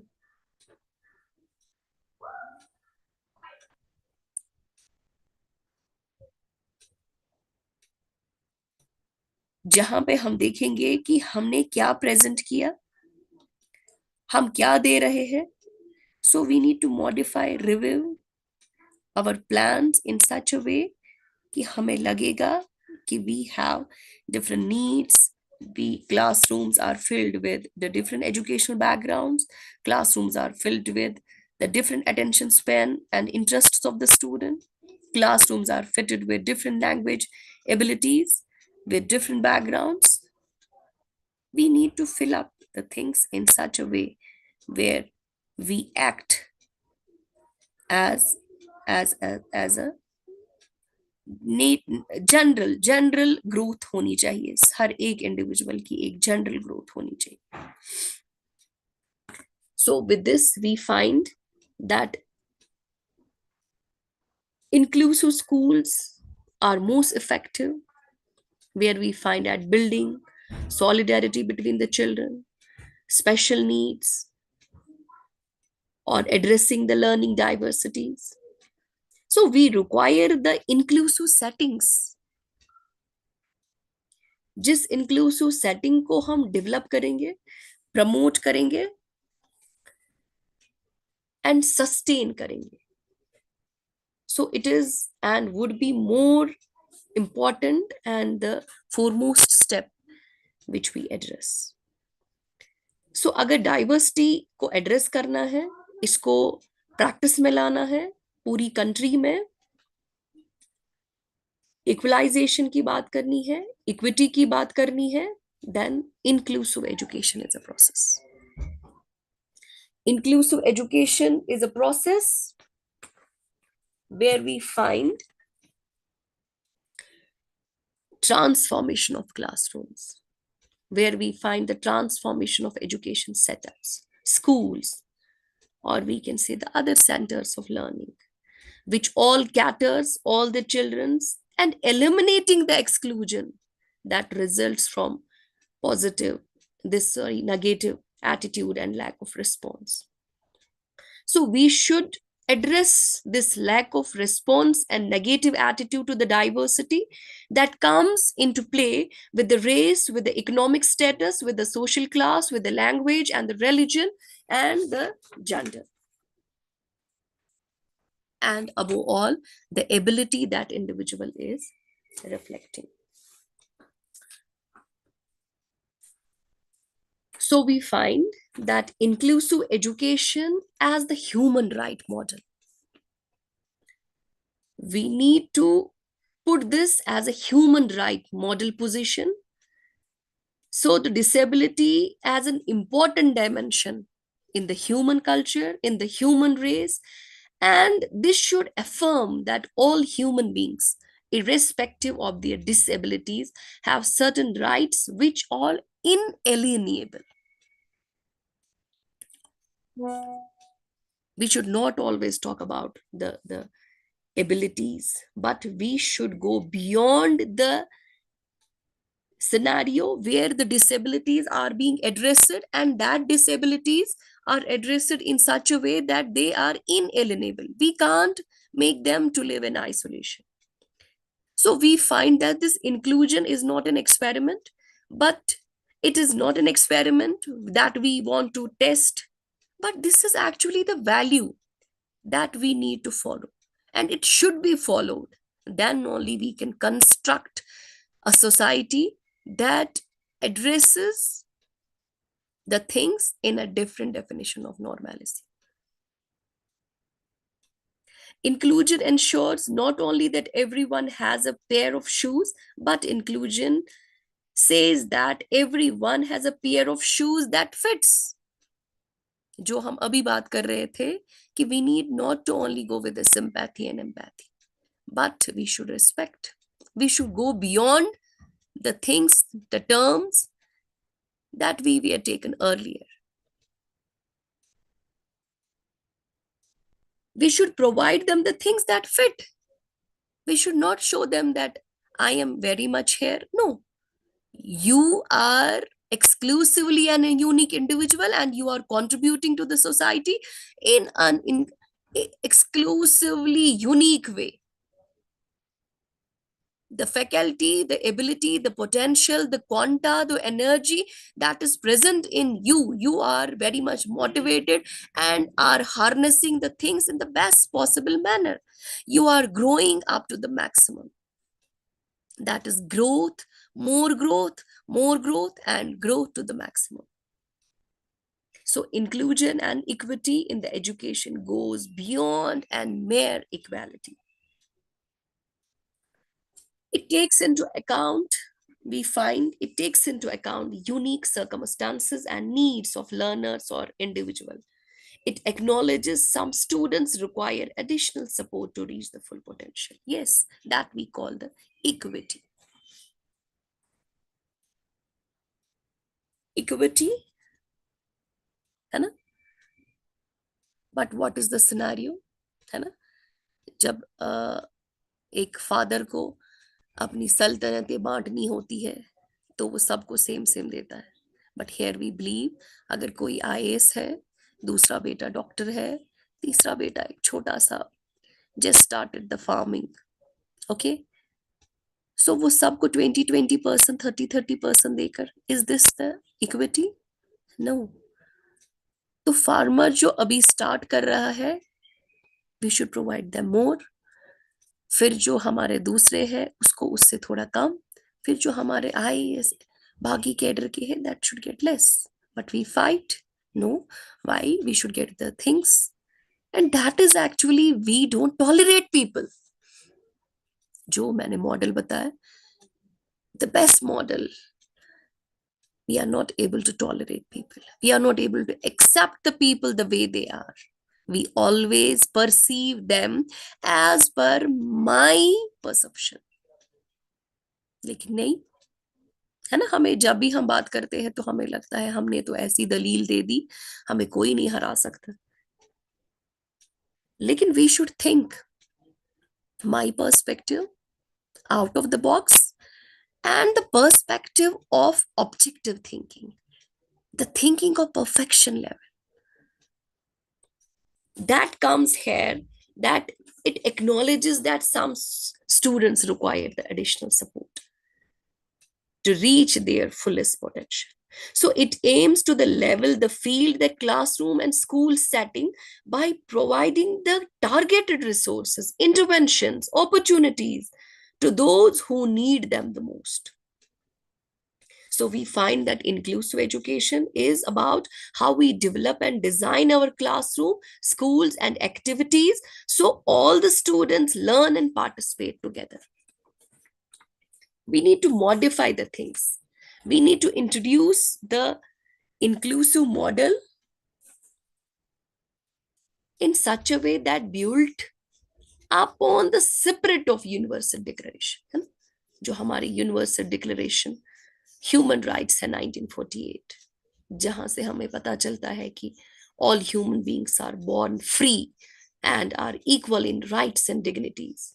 But then why these status, why these castes, why these religion, why these creeds? We are born free. Let the people live in and to explore the limits of freedom. So human beings are born with certain inalienable rights. जहां पे हम बात करेंगे different policy perspectives की, जहां पे हम बात करेंगे different commissions की, जहां पे हम बात करेंगे different schemes की. तो पहले जब हम बात करेंगे that we find that is Universal Declaration of Human Rights, where we find that everyone has the right to education. Education shall be free, at least in the elementary and fundamental stages. So we find that education shall be directed to the full development of human personality. And this should strengthen respect of human rights and fundamental freedoms. And it declares that education should promote understanding and tolerance and friendship among all the nations and among the people, among all the races and religion, among all the groups.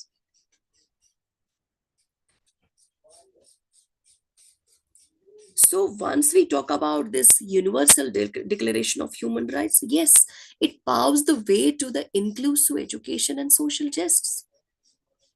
the things that we as a human being, we as a social animal have restricted and put it in the boundaries, we need to dilute it in such a way that we should be liberated and promote the understanding and tolerance and friendship among the people.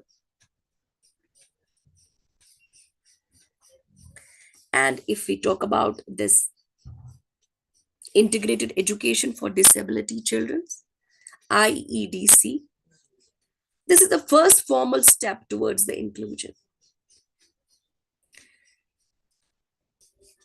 where we find that the center sponsors schemes where aim to provide the educational opportunities to children with special needs in regular classes, that we call the integrated education. This was actually to make the retention, to facilitate the retention of these visible disability among the students. One more, it is here that Kothari Commission definitely highlighted the importance of educating the children with disabilities in the regular schools. We find the SSA, Service Shiksha Abhiyan, that is RTE, that is Ramsa schemes, which we find all lay emphasis on improving the quality of education of all the students, including these children with special needs. We need to make the things. Yes? Any question? Any question? Someone has unmuted. You want to ask something? Any observation, please? No, ma'am, you continue, please. Okay, so we find that provision of the aids, provision of the different corrective gadgets, or the development of teaching learning material, or we can say the assistive devices and equipments, or we find the buildings and orientation, and the programs should be created in such a way to create a positive attitude and awareness among nature and needs of children with special needs as a part of this initiative. Yes, please. Yes. Back to back ऐसे उनका back to back. Yes.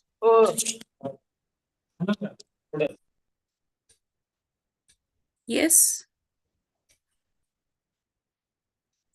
So national policy, the recent document, Policy 2020, it also stressed on the fairness and inclusive education for all, focusing especially on children and youth, the girls from the socially and economically disadvantaged sections of society, who are more at risk of being left behind.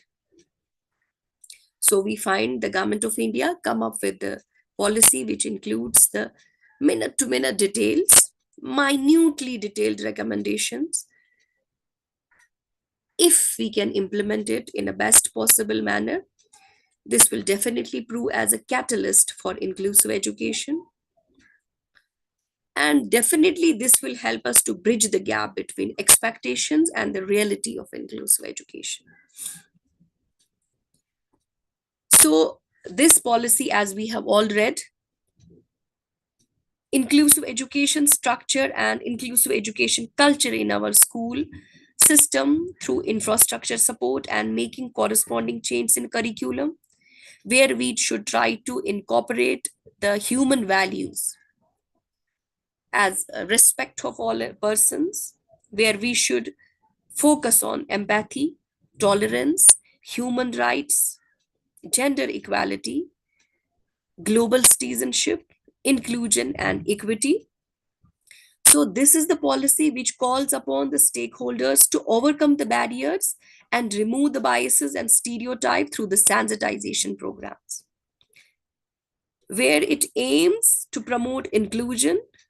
So to bring out equity and development of respect for the diversity through developing understanding of various cultures, religions, language, gender that we find as a diversity.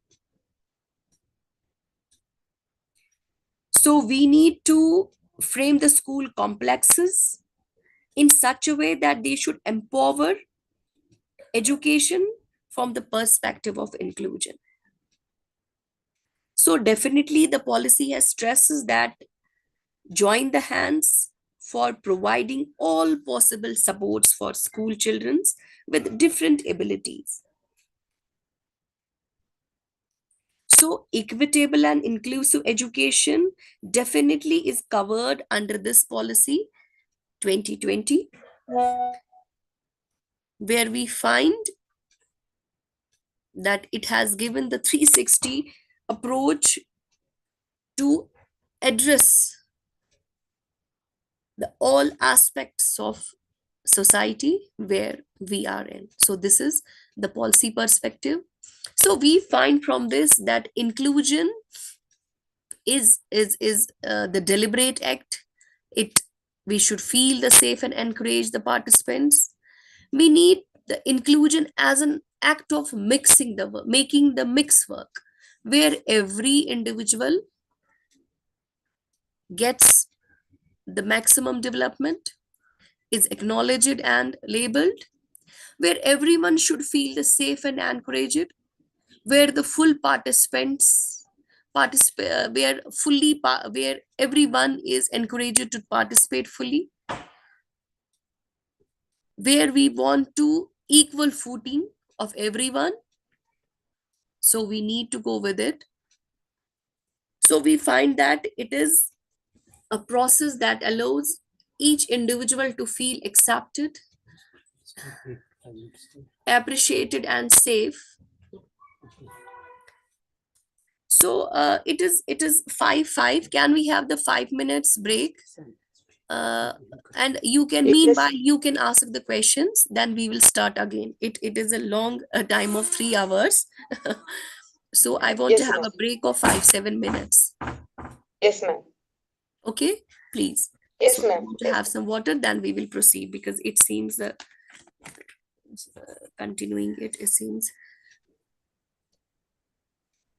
So just 5-6 minute break, and then after we will continue. okay, ma'am.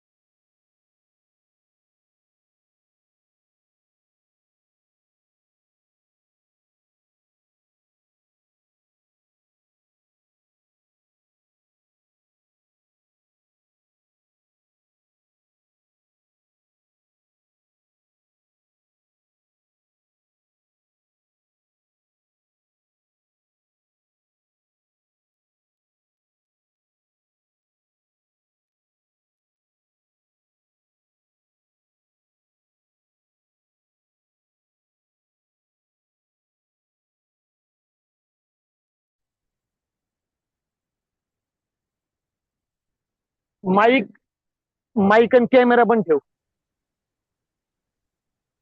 दिसतो ना लाल रेषे. Hello. Yes, shall we Yes, start? ma'am. Yes, ma'am. Okay, so we find that once we talk about the inclusive education and the social justice, this is actually the process that allows each individual to feel accepted, appreciated, and safe. So, an inclusive community we need to consciously evolve so that we can meet the changing needs of its members. So, once we go through the recognition and support, this is the inclusive society which provides the meaningful participation and equal access and benefit to each and every citizen as a citizenship. So it means of improving the well-being of all the members of the community that we have already discussed. So we find it is the process that brings together all the students in classroom, regardless of the these diversities and differences that may be in any area of their personality dimension.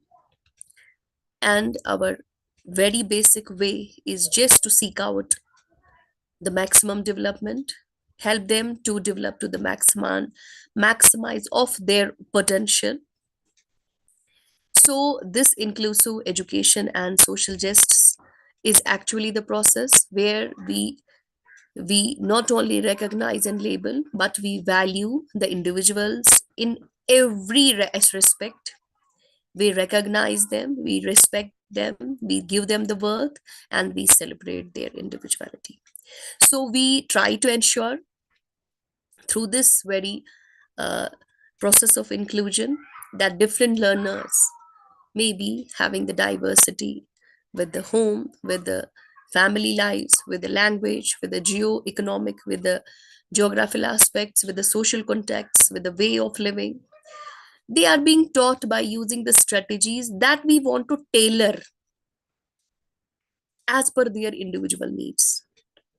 We need not to generalize the things as we were going with the integrated way that make them to come school and go with the retention. No, we need to tailor the concepts, we need to tailor the infrastructure, we need to tailor each and every aspect so to make them fit and help them to get involved and to contribute in their own way. So, if we talk about the criteria for the effective and inclusive practices, definitely we believe in the three ways, that is interaction criteria, support criteria, and adaptation criteria. So, here, if we go with the interaction, that is teacher collaboration. If we want to support, then teachers have to play the roles themselves, frame a system, and what we can adapt from it, that is we gain the mastery in the learning.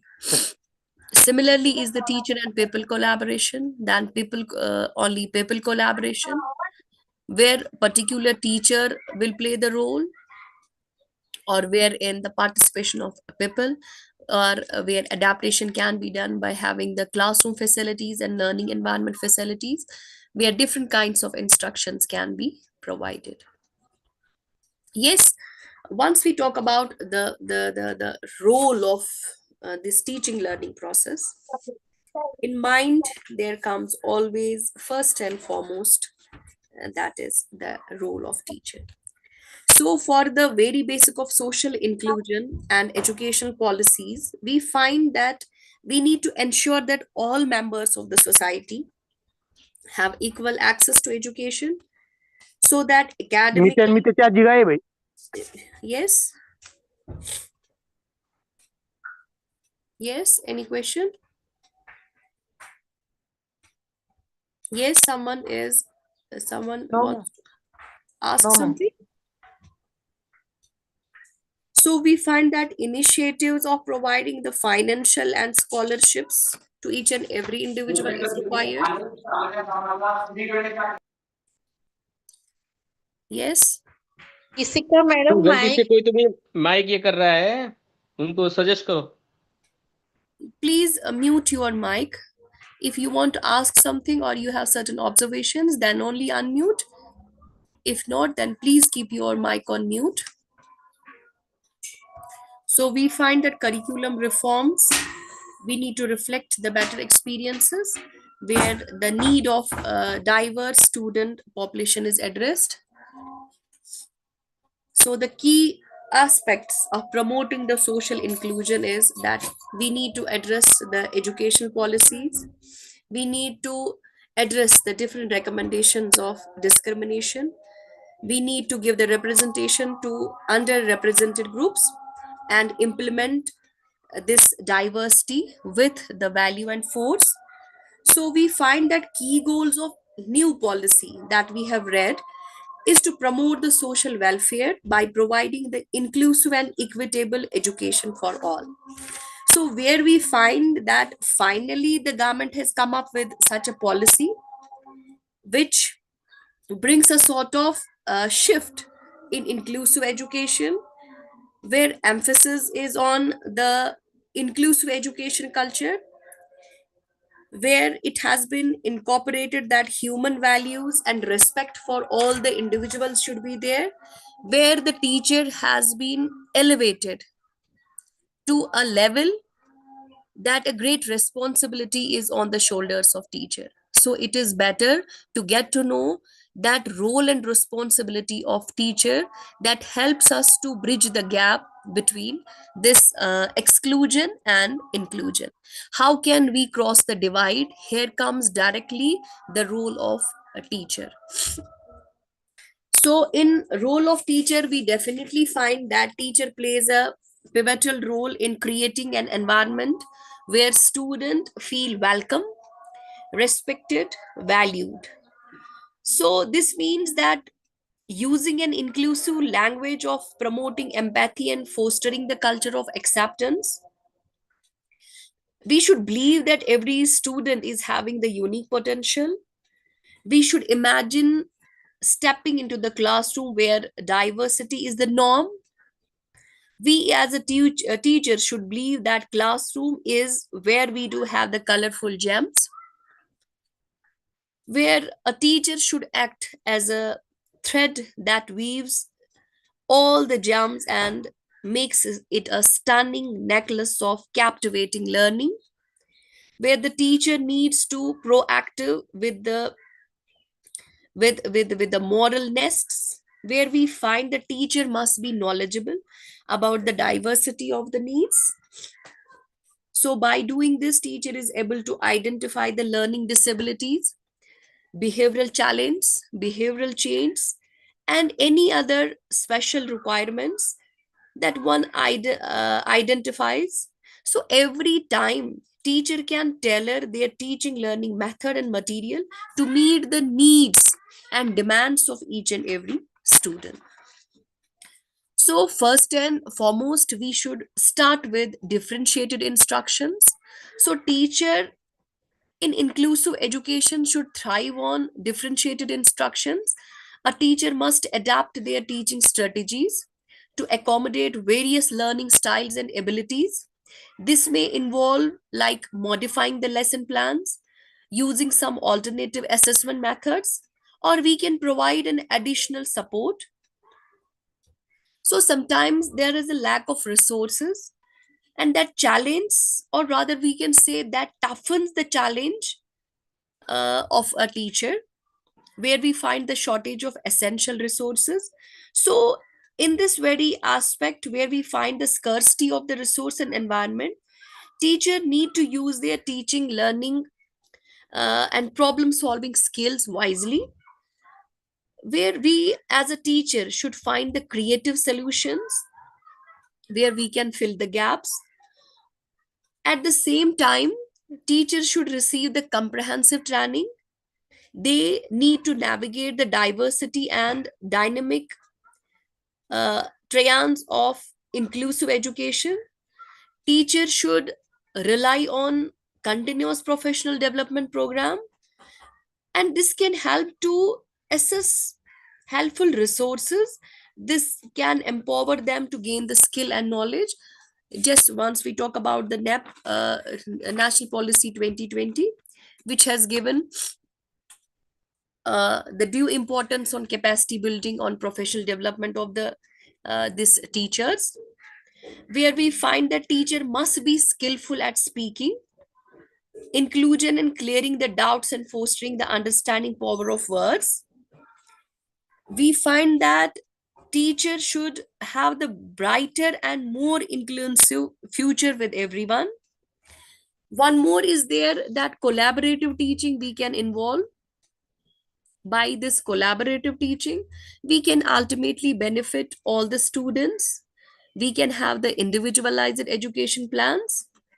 So we can develop regular and regularly review and develop the special needs uh, programs for special needs students. This can help us to accommodate and have a support service as per the requirements of the student. So we find that teachers are and need to act as a social engineers, where they try to find out the problems of children and provide the proper solution to them.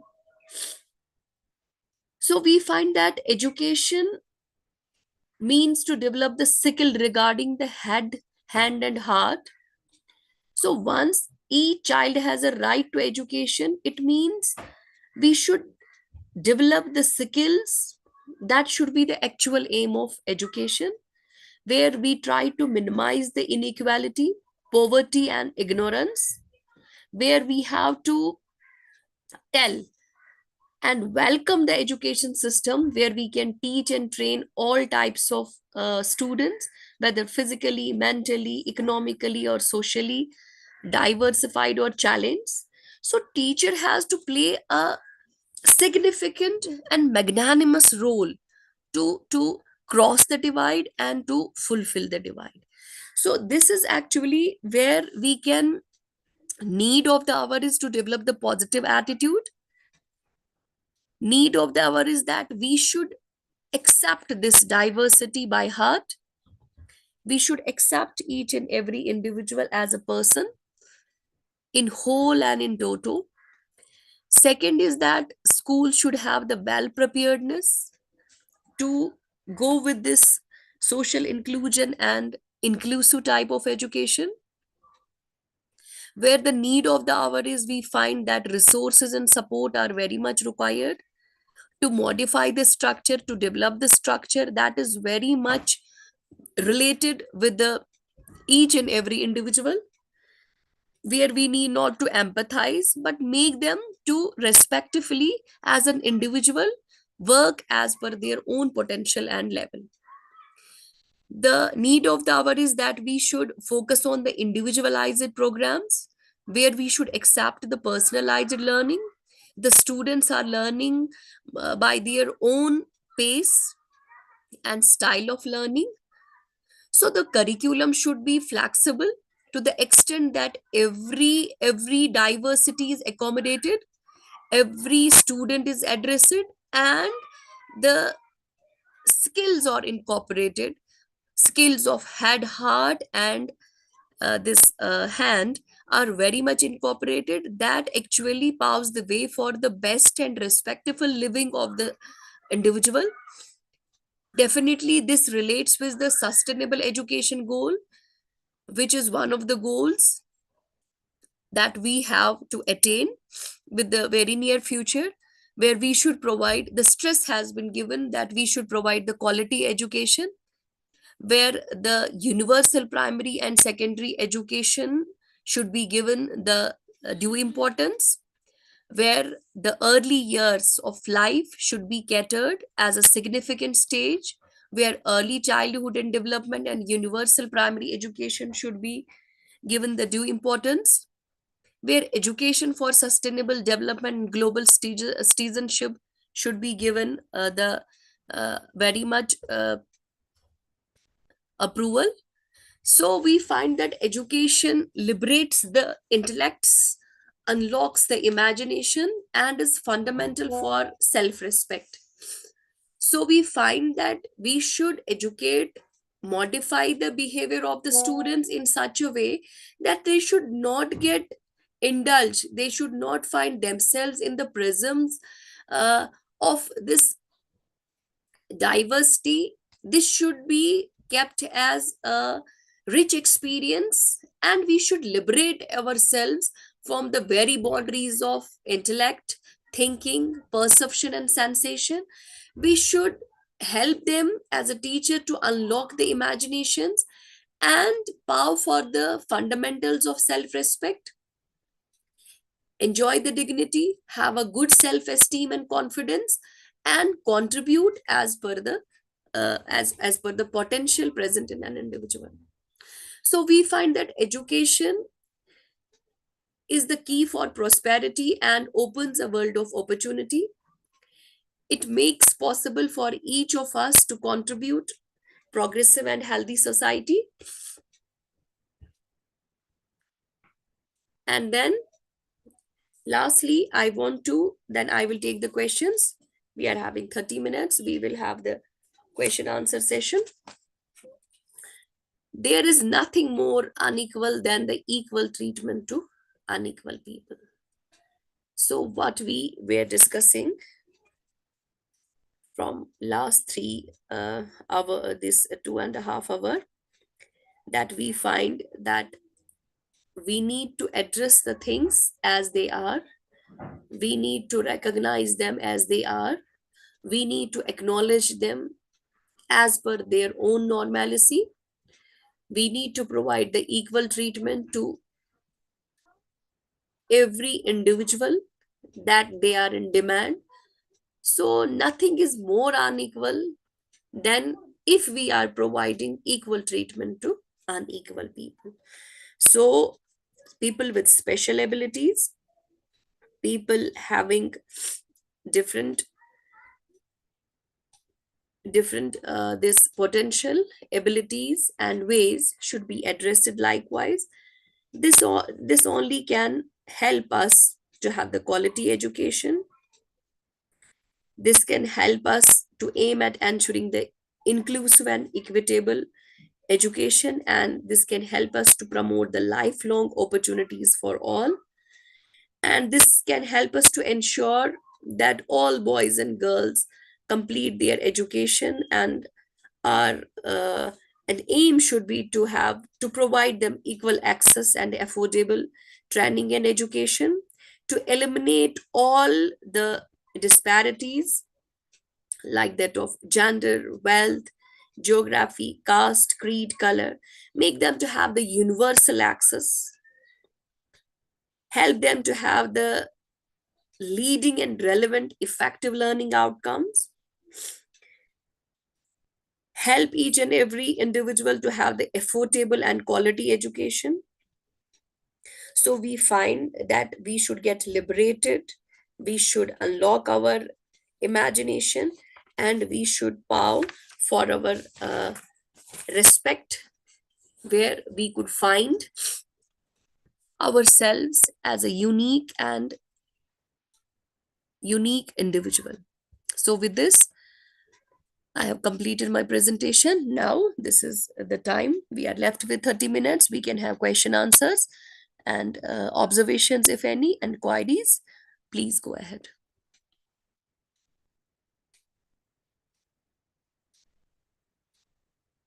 Yes.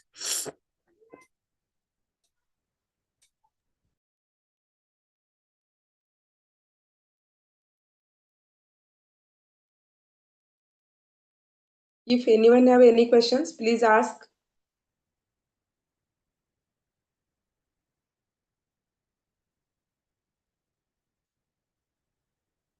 Any observation, any question, please make this session interactive. Up to this very time, it was the one side flow, but I want now to listen to you, your queries, your experiences.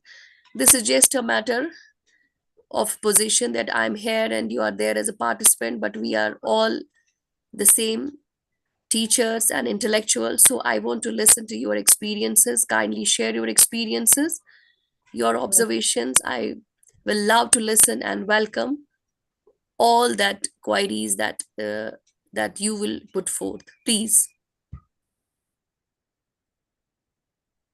नमस्ते ma'am. हमारे जो Please. Class में students होते हैं वो हर तरह के होते हैं। उनको टीच करने के लिए बेटर बेटर टीचिंग मेथड कौन सी यूज करना चाहिए एज पर कंस्ट्रक्टिविज्म के लिए? जब हमने कंस्ट्रक्टिविज्म की बात की तो हमने बोला best way is to go through with the models, that is 5E model or the 7E model, means get them engaged. Everyone should be provided with a task or presented with certain material, presented with certain problems, and let them to explore their own. Definitely, the students with the different range of potentiality and abilities, or the IQ levels, or it will depend upon the nature of the problem that you are given. Is that being solved by the affective domain, or that is being solved by the psychomotor domain or the cognitive domain? Definitely, we can get to know the learning styles of the individual, जहां पे हम देखेंगे कि बच्चे किस तरह से explore करते हैं, एक्सप्लेन कैसे कर पाते हैं। डेफिनेटली उस अंदाज से जहां से हमें आजकल स्ट्रेस है, personalised learning. We can't generalise कि आज ही सभी एक टॉपिक पढ़ने चाहिए। We can't generalise a particular topic would be understood by the students during 15 minutes or 16 minutes. No, someone may read, take it for the 30 minutes, someone can take it just the 10 minutes. It depends upon the level of the students. And that is actually what the constructivism is given, and stressing that we should make not to give a transactional aspect, but we should believe that students should explore the things in such a way that we will get to know the level of the student.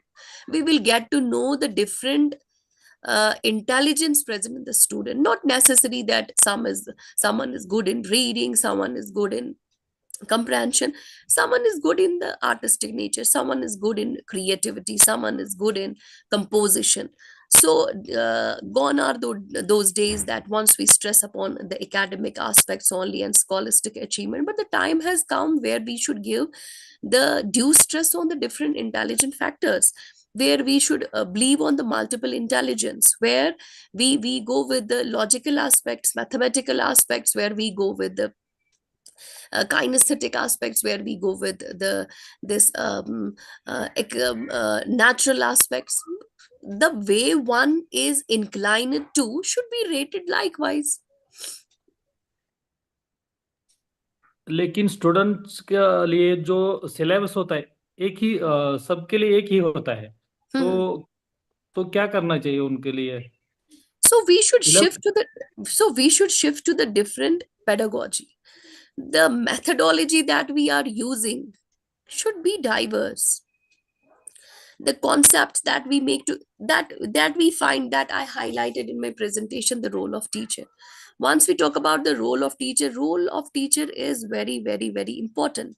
No doubt the different gadgets are come in place where we find that the role of teacher or the teacher has been sidelined, but at the same time we need to address, we need to focus on our methodology and the teaching learning process in such a way that we should switch from that of the traditional method of learning to the different approach of learning, that we find the blended learning, flipped classroom, open book methods, constructive ways, experiential learning, direct methods, projective method, so on and so forth. So we can have the number of approach where we get to know the level of the student and we can address them likewise. Thank you ma'am. Any more question, please? Any observation? Hello, ma'am. Just you told that pedagogy we can change, our pedagogy can be flexible, but curriculum and syllabus is the same, madam, only except the optional papers or optional courses. Curriculum is same, but अगर हम believe करें ना, so we believe that teachers are action researchers. We believe that it is the fundamental research and then the practical research, but the least type of research that a teacher is doing is the action researcher. He is in direct interaction. He's having a direct role with the student. He can cater the demands and the needs on spot. A teacher is a real evaluator of the students of the class.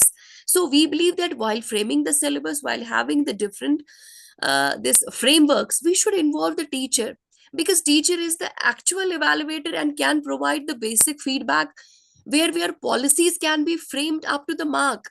So teacher as an action researcher on spot, no need to come up with a planned way, today I am going to teach this or that, but on spot we can try to grasp the situation and shift to the methodology where we can tailor the things what we have already expected to do. So tailoring them in such a way that we on spot can feature the things that can beautifully come up with the scholastic achievement and the learning outcomes of the students. Okay, Yes, ma'am. please. Ma'am, in 5E, in 7E, we added 2 E's, that is elicit one and extend one. What is the difference between that elaborate and extend? Elaborate is in the 5E also, but we in 7E we add that extend. Extend, we just elaborate, and once we call the extend, that we make the practical use of the things, we give a good extension to the things. Okay, ma'am. Yes, please, any more observation?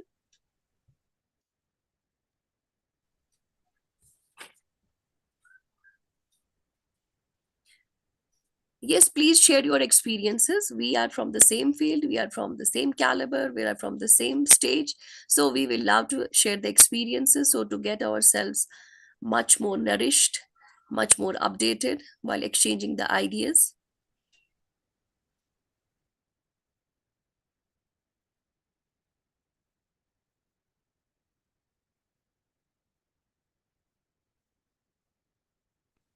Ma'am जैसे नमस्कार ma'am.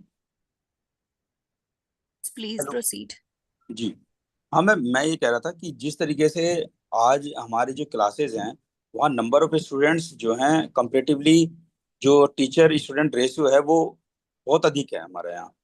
मतलब 1/30 की हम बात करते हैं, हमारे यहाँ तो 1/60 1/20 लगभग इतना रहता है। तो ऐसी स्थिति में इंक्लूसिव एजुकेशन की जब हम बात कर रहे हैं तो ये कहाँ तक मतलब प्रैक्टिकल संभव हो पाता है कि हम लोग सब हर स्टूडेंट्स पे टीचर ध्यान दे पाए, उसे कैसे डील किया जा सकता है?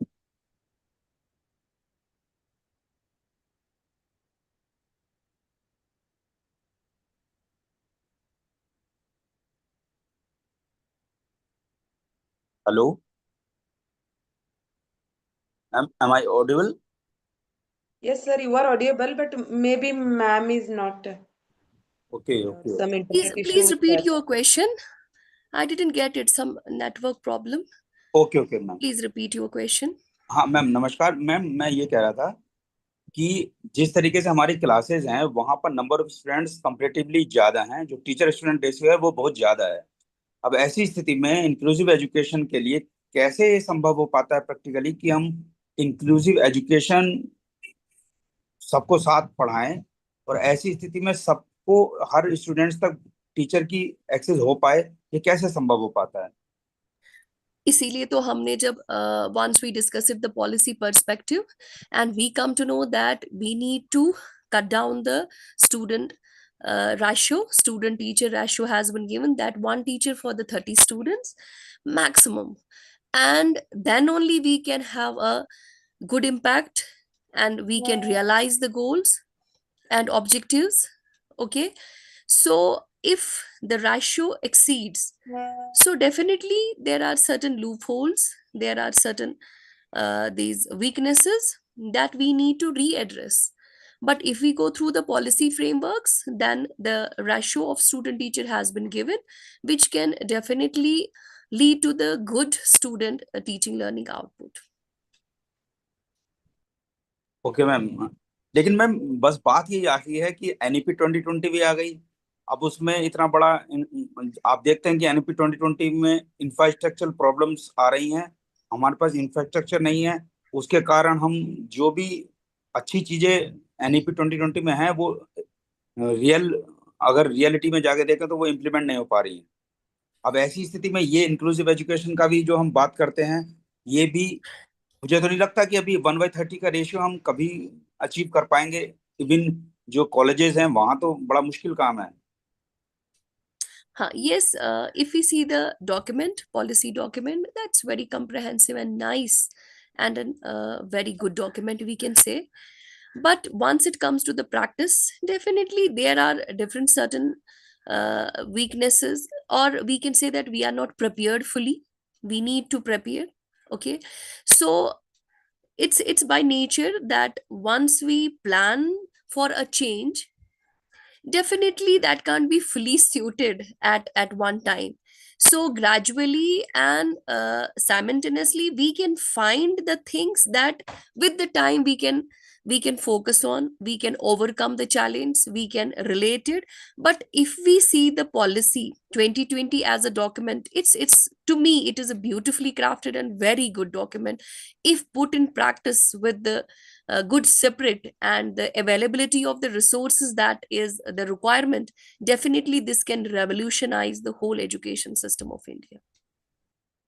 मैम जब पॉलिसी की हम बात कर रहे हैं तो आप देख रही हैं कि अभी जो गवर्नमेंट है वो एडेड कॉलेजेस को तो खोल नहीं रही है।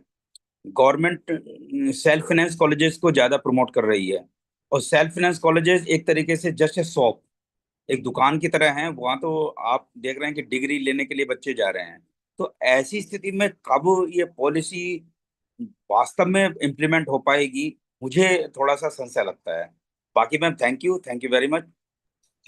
Now, agar hum, if we talk about the policy, that's very much comprehensive and very good policy on paper, we can say, very good recommendations. But once we talk about the privatization of education, in one way, just to earn the resources, just to have the self sustenance, that is actually the demand of the time, that we should get to sustain ourselves, we mug should. Now emergency काम आलं Yes, हा तेच लावून टाकले मी yes, please. पैसे काढले ते mad दवाखाना वाढला नव्हतं ना Any more मॅडम question? सवाल मैडला पैसे दिले आणि तसंच पुढे गेलो Yes, any आलो मी question? हा सगळीकडे डॉक्टर दाखवलं हा I'm not able to get you. Yep, Any madam. question? By mistake, it was open. You continue with madam. Okay, so we find that self sustenance is the need of the hour, where we as a teacher, as different gadgets, different AI techniques have come into being, does it mean that we will lose our existence? No, we have to prove. So similarly, if we talk about the private colleges and the government colleges, we have to work in such a way that we will prove ourselves in such a way that we sustain, we will liberate. जो वो theory है ना Darwin's की, survival of the fittest, that is actually the demand of the time. So we need to be fit, very much fit, to get sustained in the time of prevailing. Any more madam question, please? मी विचारू शकते का madam? Yes, please. Doctor Asiya ma'am, आपने बहुत ही महत्वपूर्ण बात की है और सभी बातों में जेंडर डाइवर्सिटी और कल्चरल डायवर्सिटी के बारे में आपने बात की है।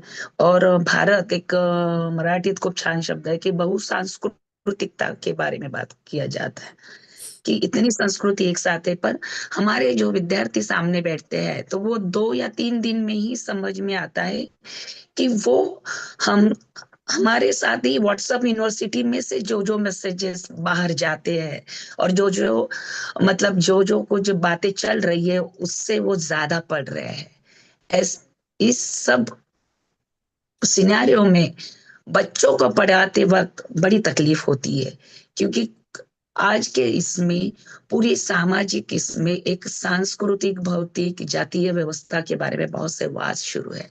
जेंडर डिफरेंशिएट के डेंजर डाइवर्सिटी तो सबको मालूम है। ये सब होते हुए हम न्यू एजुकेशन पॉलिसी में ये सब मानसिकता का कैसे बदलेगी? ये बहुत रूट कॉज है, क्योंकि यहाँ की पुरुष सत्ता, यहाँ की मतलब स्त्री मुक्ति मूवमेंट को आज 50 साल हो रहे हैं महाराष्ट्र में, फिर भी मतलब कलकत्ता में मतलब एक डॉक्टर बच्चे पर बलात्कार हुआ है और उसको मारा गया है, मतलब पूरे भारत में। या मुझे लगता है 2 या 3 साल पहले राजस्थान की एक घटना, एक टीचर ने ही एक मागास वर्गीय बच्चे ने पानी पिया और उसको पीट पीट के मार दिया। ये सब सिनारियो पूरे भारत के जाति व्यवस्था, वर्ग व्यवस्था और स्त्री पुरुष असमानता के बारे में।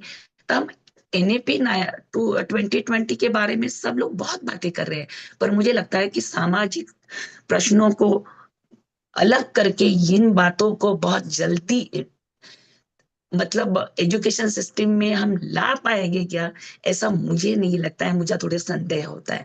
बाकी आपके सभी मुद्दे से मैं सहमत हूँ, पर आप एनएपी 2020 बहुत ही अच्छी तरह से ये किया गया है, मतलब डेवलप किया है, ये बात आप कह रहे हैं, पर मुझे लगता है कि सामाजिक तौर पे और मतलब दुर्गम स्थिति में जहाँ जहाँ अभी तक बच्चे को वहां तक मतलब अभी तक ये शिक्षा ही नहीं पहुंची है। मुझे लगता है कि सब द्रोणाचार्य मतलब सभी चीजों के नाम ले रहे जा रहे हैं, पर एकलव्य की संख्या तो कहीं बढ़ नहीं जाएगी, ये भी मुझे डर लग रहा है। Madam, I'm not good in Hindi, but I just grasped your question in such a way that you were trying to ask that, or you are sharing the experiences that we have lost the morality. Is that so? That morality, humanism, moral values, ethics are lacking in our students. Okay, we give more stress to the gender roles and different, but at the same time, that morality and ethics is lagging. So I believe this morality or the moral sciences as a subject should not just add to the one book in the back of the bag of student, but I believe that this morality comes from the system. We need not to there are two perspectives to see on this. One perspective is the social conformity, social system, social this system and conformity. That means a system is framed somewhere, kahin pe system bana hai, and the system is not that India is a nation, that is the far after that. But first it is the home. It is the home where we get socialized, we get values, we get the confirmation of our behavior. So we as a parents are having the first great role to mold the personality of the students, rather to get the beginning, this stimulus what the personality is being shaped. Personality is being shaped just a single startup of stimulus and response. The way I get stimulated, I respond, but the way I am responding, how I am evaluated, that makes my neuropsychic structures, that makes my habits, and ultimately that creates a sort of trait in us. So we find these traits then become the personality. So at the very beginning, the role is not only upon the shoulders of the teacher, that a student come after the 3 years and four, but before the 3 years. So it is the parent, that we as a parent first try to know our roles. हम तो ऐसे बता रहे हैं कि बच्चे हो गए तो मैंने कंट्रीब्यूट कर दिया, नहीं. We as a parent should accept this responsibility that if I am the father, I am the mother, what I am contributing to the society. Contribution is not that I am having the assets, I am having the bungalows, I am having the bank balance in the name of mine or my child, I have kept this currency with him. No, the contribution is that what sort of human being I am contributing to the society. We are biological beings once we are born, but at the same time the role becomes more complex once we become being humans. Then the role become more complicated, than it is the social being. To remain the social being and as a being human, it requires much tougher task. So we believe that once adding one more moral science books, moral education stuff in the bag of the student, and then student will be morally high. No, the system should be created where the morality is reflected. System should be created where the confirmation of the behavior is given that the sort of approval to the behavior should be given right from the beginning. We should not fulfill each and every demand of the student or a child, but we should make them to realize, to recognize, to live with the reality. Once this fake reality, once this fake personalities takes the birth and goes on polish it, they definitely live with a fake world. But once we make them to live with the reality, to accept the reality, this is actually the sickness that is in the mind of the people. This sickness we have to eradicate while we make them to accept the realities, who you are.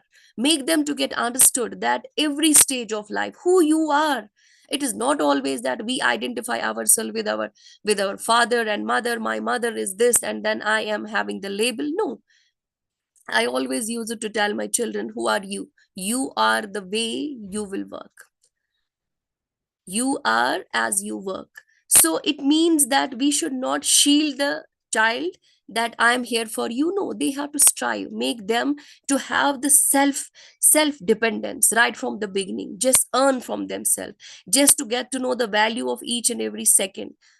That is actually, we will frame the system, and definitely we will find with the time that society will change. And society is the collection of the way of living of different families. So once the family gets very much right direction, definitely society will change. I am the mother, I should accept my role, that if a fault is in my child, my daughter, my son, it's my fault, I am not able to rear up them in the best possible way. Then comes the role of teacher. Thank you, ma'am. Any more पण question or मेंदू observation? Yes, please. हाँ आपने बहुत ही महत्वपूर्ण बात की आहे. पण मराठीत असं म्हणतात की मेंदूचं सांस्कृतिक बांधकाम हे व्हॉट्सअप युनिव्हर्सिटी तयार करते आहे. यासाठी मला वाटतं शिक्षकांनाच खूप प्रयत्न करावे लागणार आहे. कारण शिक्षकच जर वर्गात वेगवेगळ्या रंगाचे टिळे लावून जर गेले असतील, तर ते नकळतपणे त्यांच्या खांद्यावरचे सुद्धा झेंडे दिसतात. आणि नवीन एज्युकेशन पॉलिसीमध्ये आता वेगळ्या पद्धतीने आपल्याला बऱ्याच अर्थाने काम करावं लागणार आहे. एकूण ह्या सगळ्या लेक्चर्स वरून लक्षात येत आहे. खूप खूप धन्यवाद आसिया madam. Thank you. I couldn't get it all, but the way you spoke, I love it. Thank you Asiya ma'am. Thank you. Any Madam, more observations and questions, please?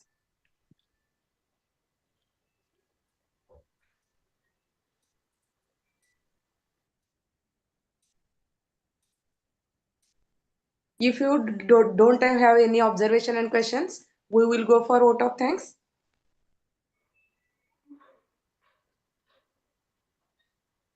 Okay, 49 number. yes, ma'am. A very good evening. On behalf of UGC MMTTC, Dr. Babasaheb Marathwada University, Sambhajinagar, I extend my words of gratitude to Dr. Asiya Maqbool ma'am for giving us and such an insightful session.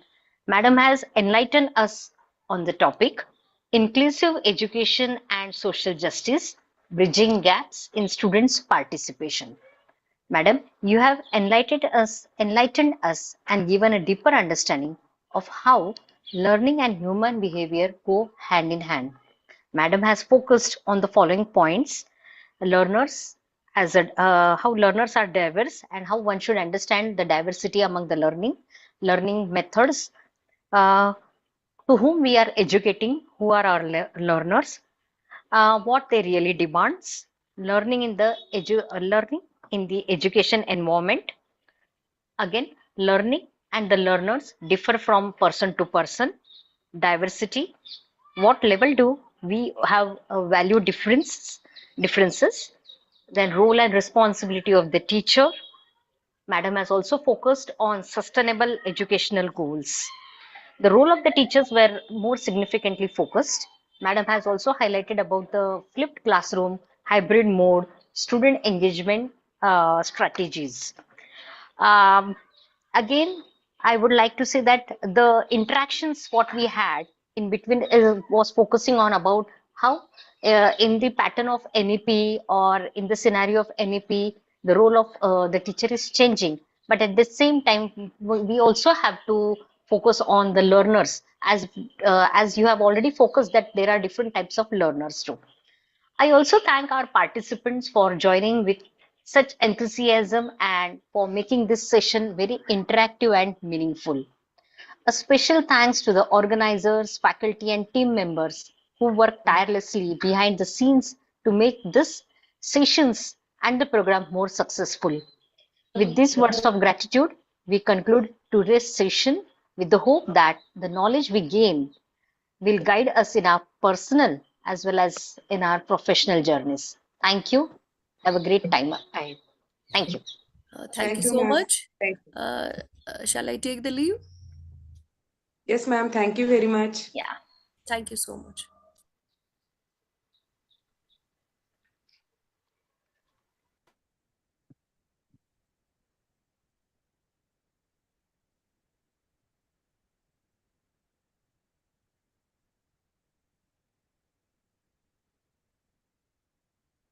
We need the board, sir.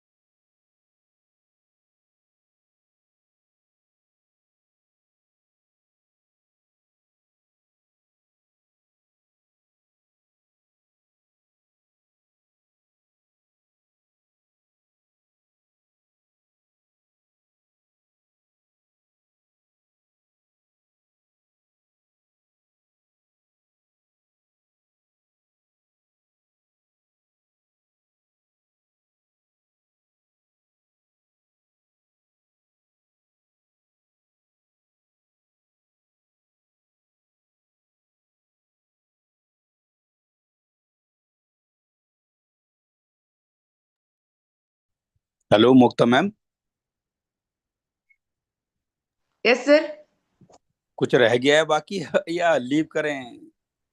नहीं, अब अभी कुछ नहीं रह गया है। मैं wait कर रही हूँ, शायद सर एंड करेंगे मीटिंग को। आप लीव करेंगे तो भी चलेगा सर। ओके मुक्ता मॅम, सरांना कॉल करता का की काय विचारू करायचं, का? काही इन्स्ट्रक्शन्स आहे का काही एक्झाम्सच्या काय म्हणजे बाबतीत वगैरे आता काय? सेशन संपला काय मे बी नसतील, विचारते तरी पण मी. हा म्हणजे मग हो हो.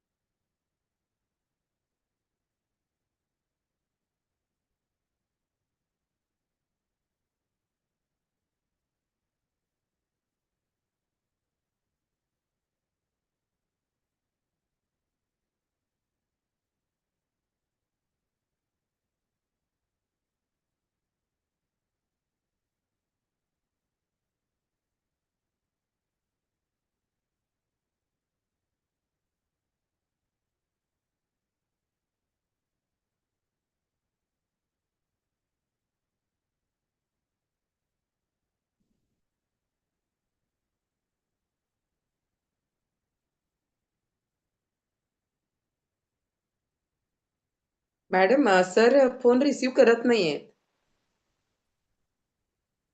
ओके, मग काय करूया? असंच जॉईन राहूया, ते करतील नंतर Yes, मीटिंग एंड करतील. participant, you can leave this meeting.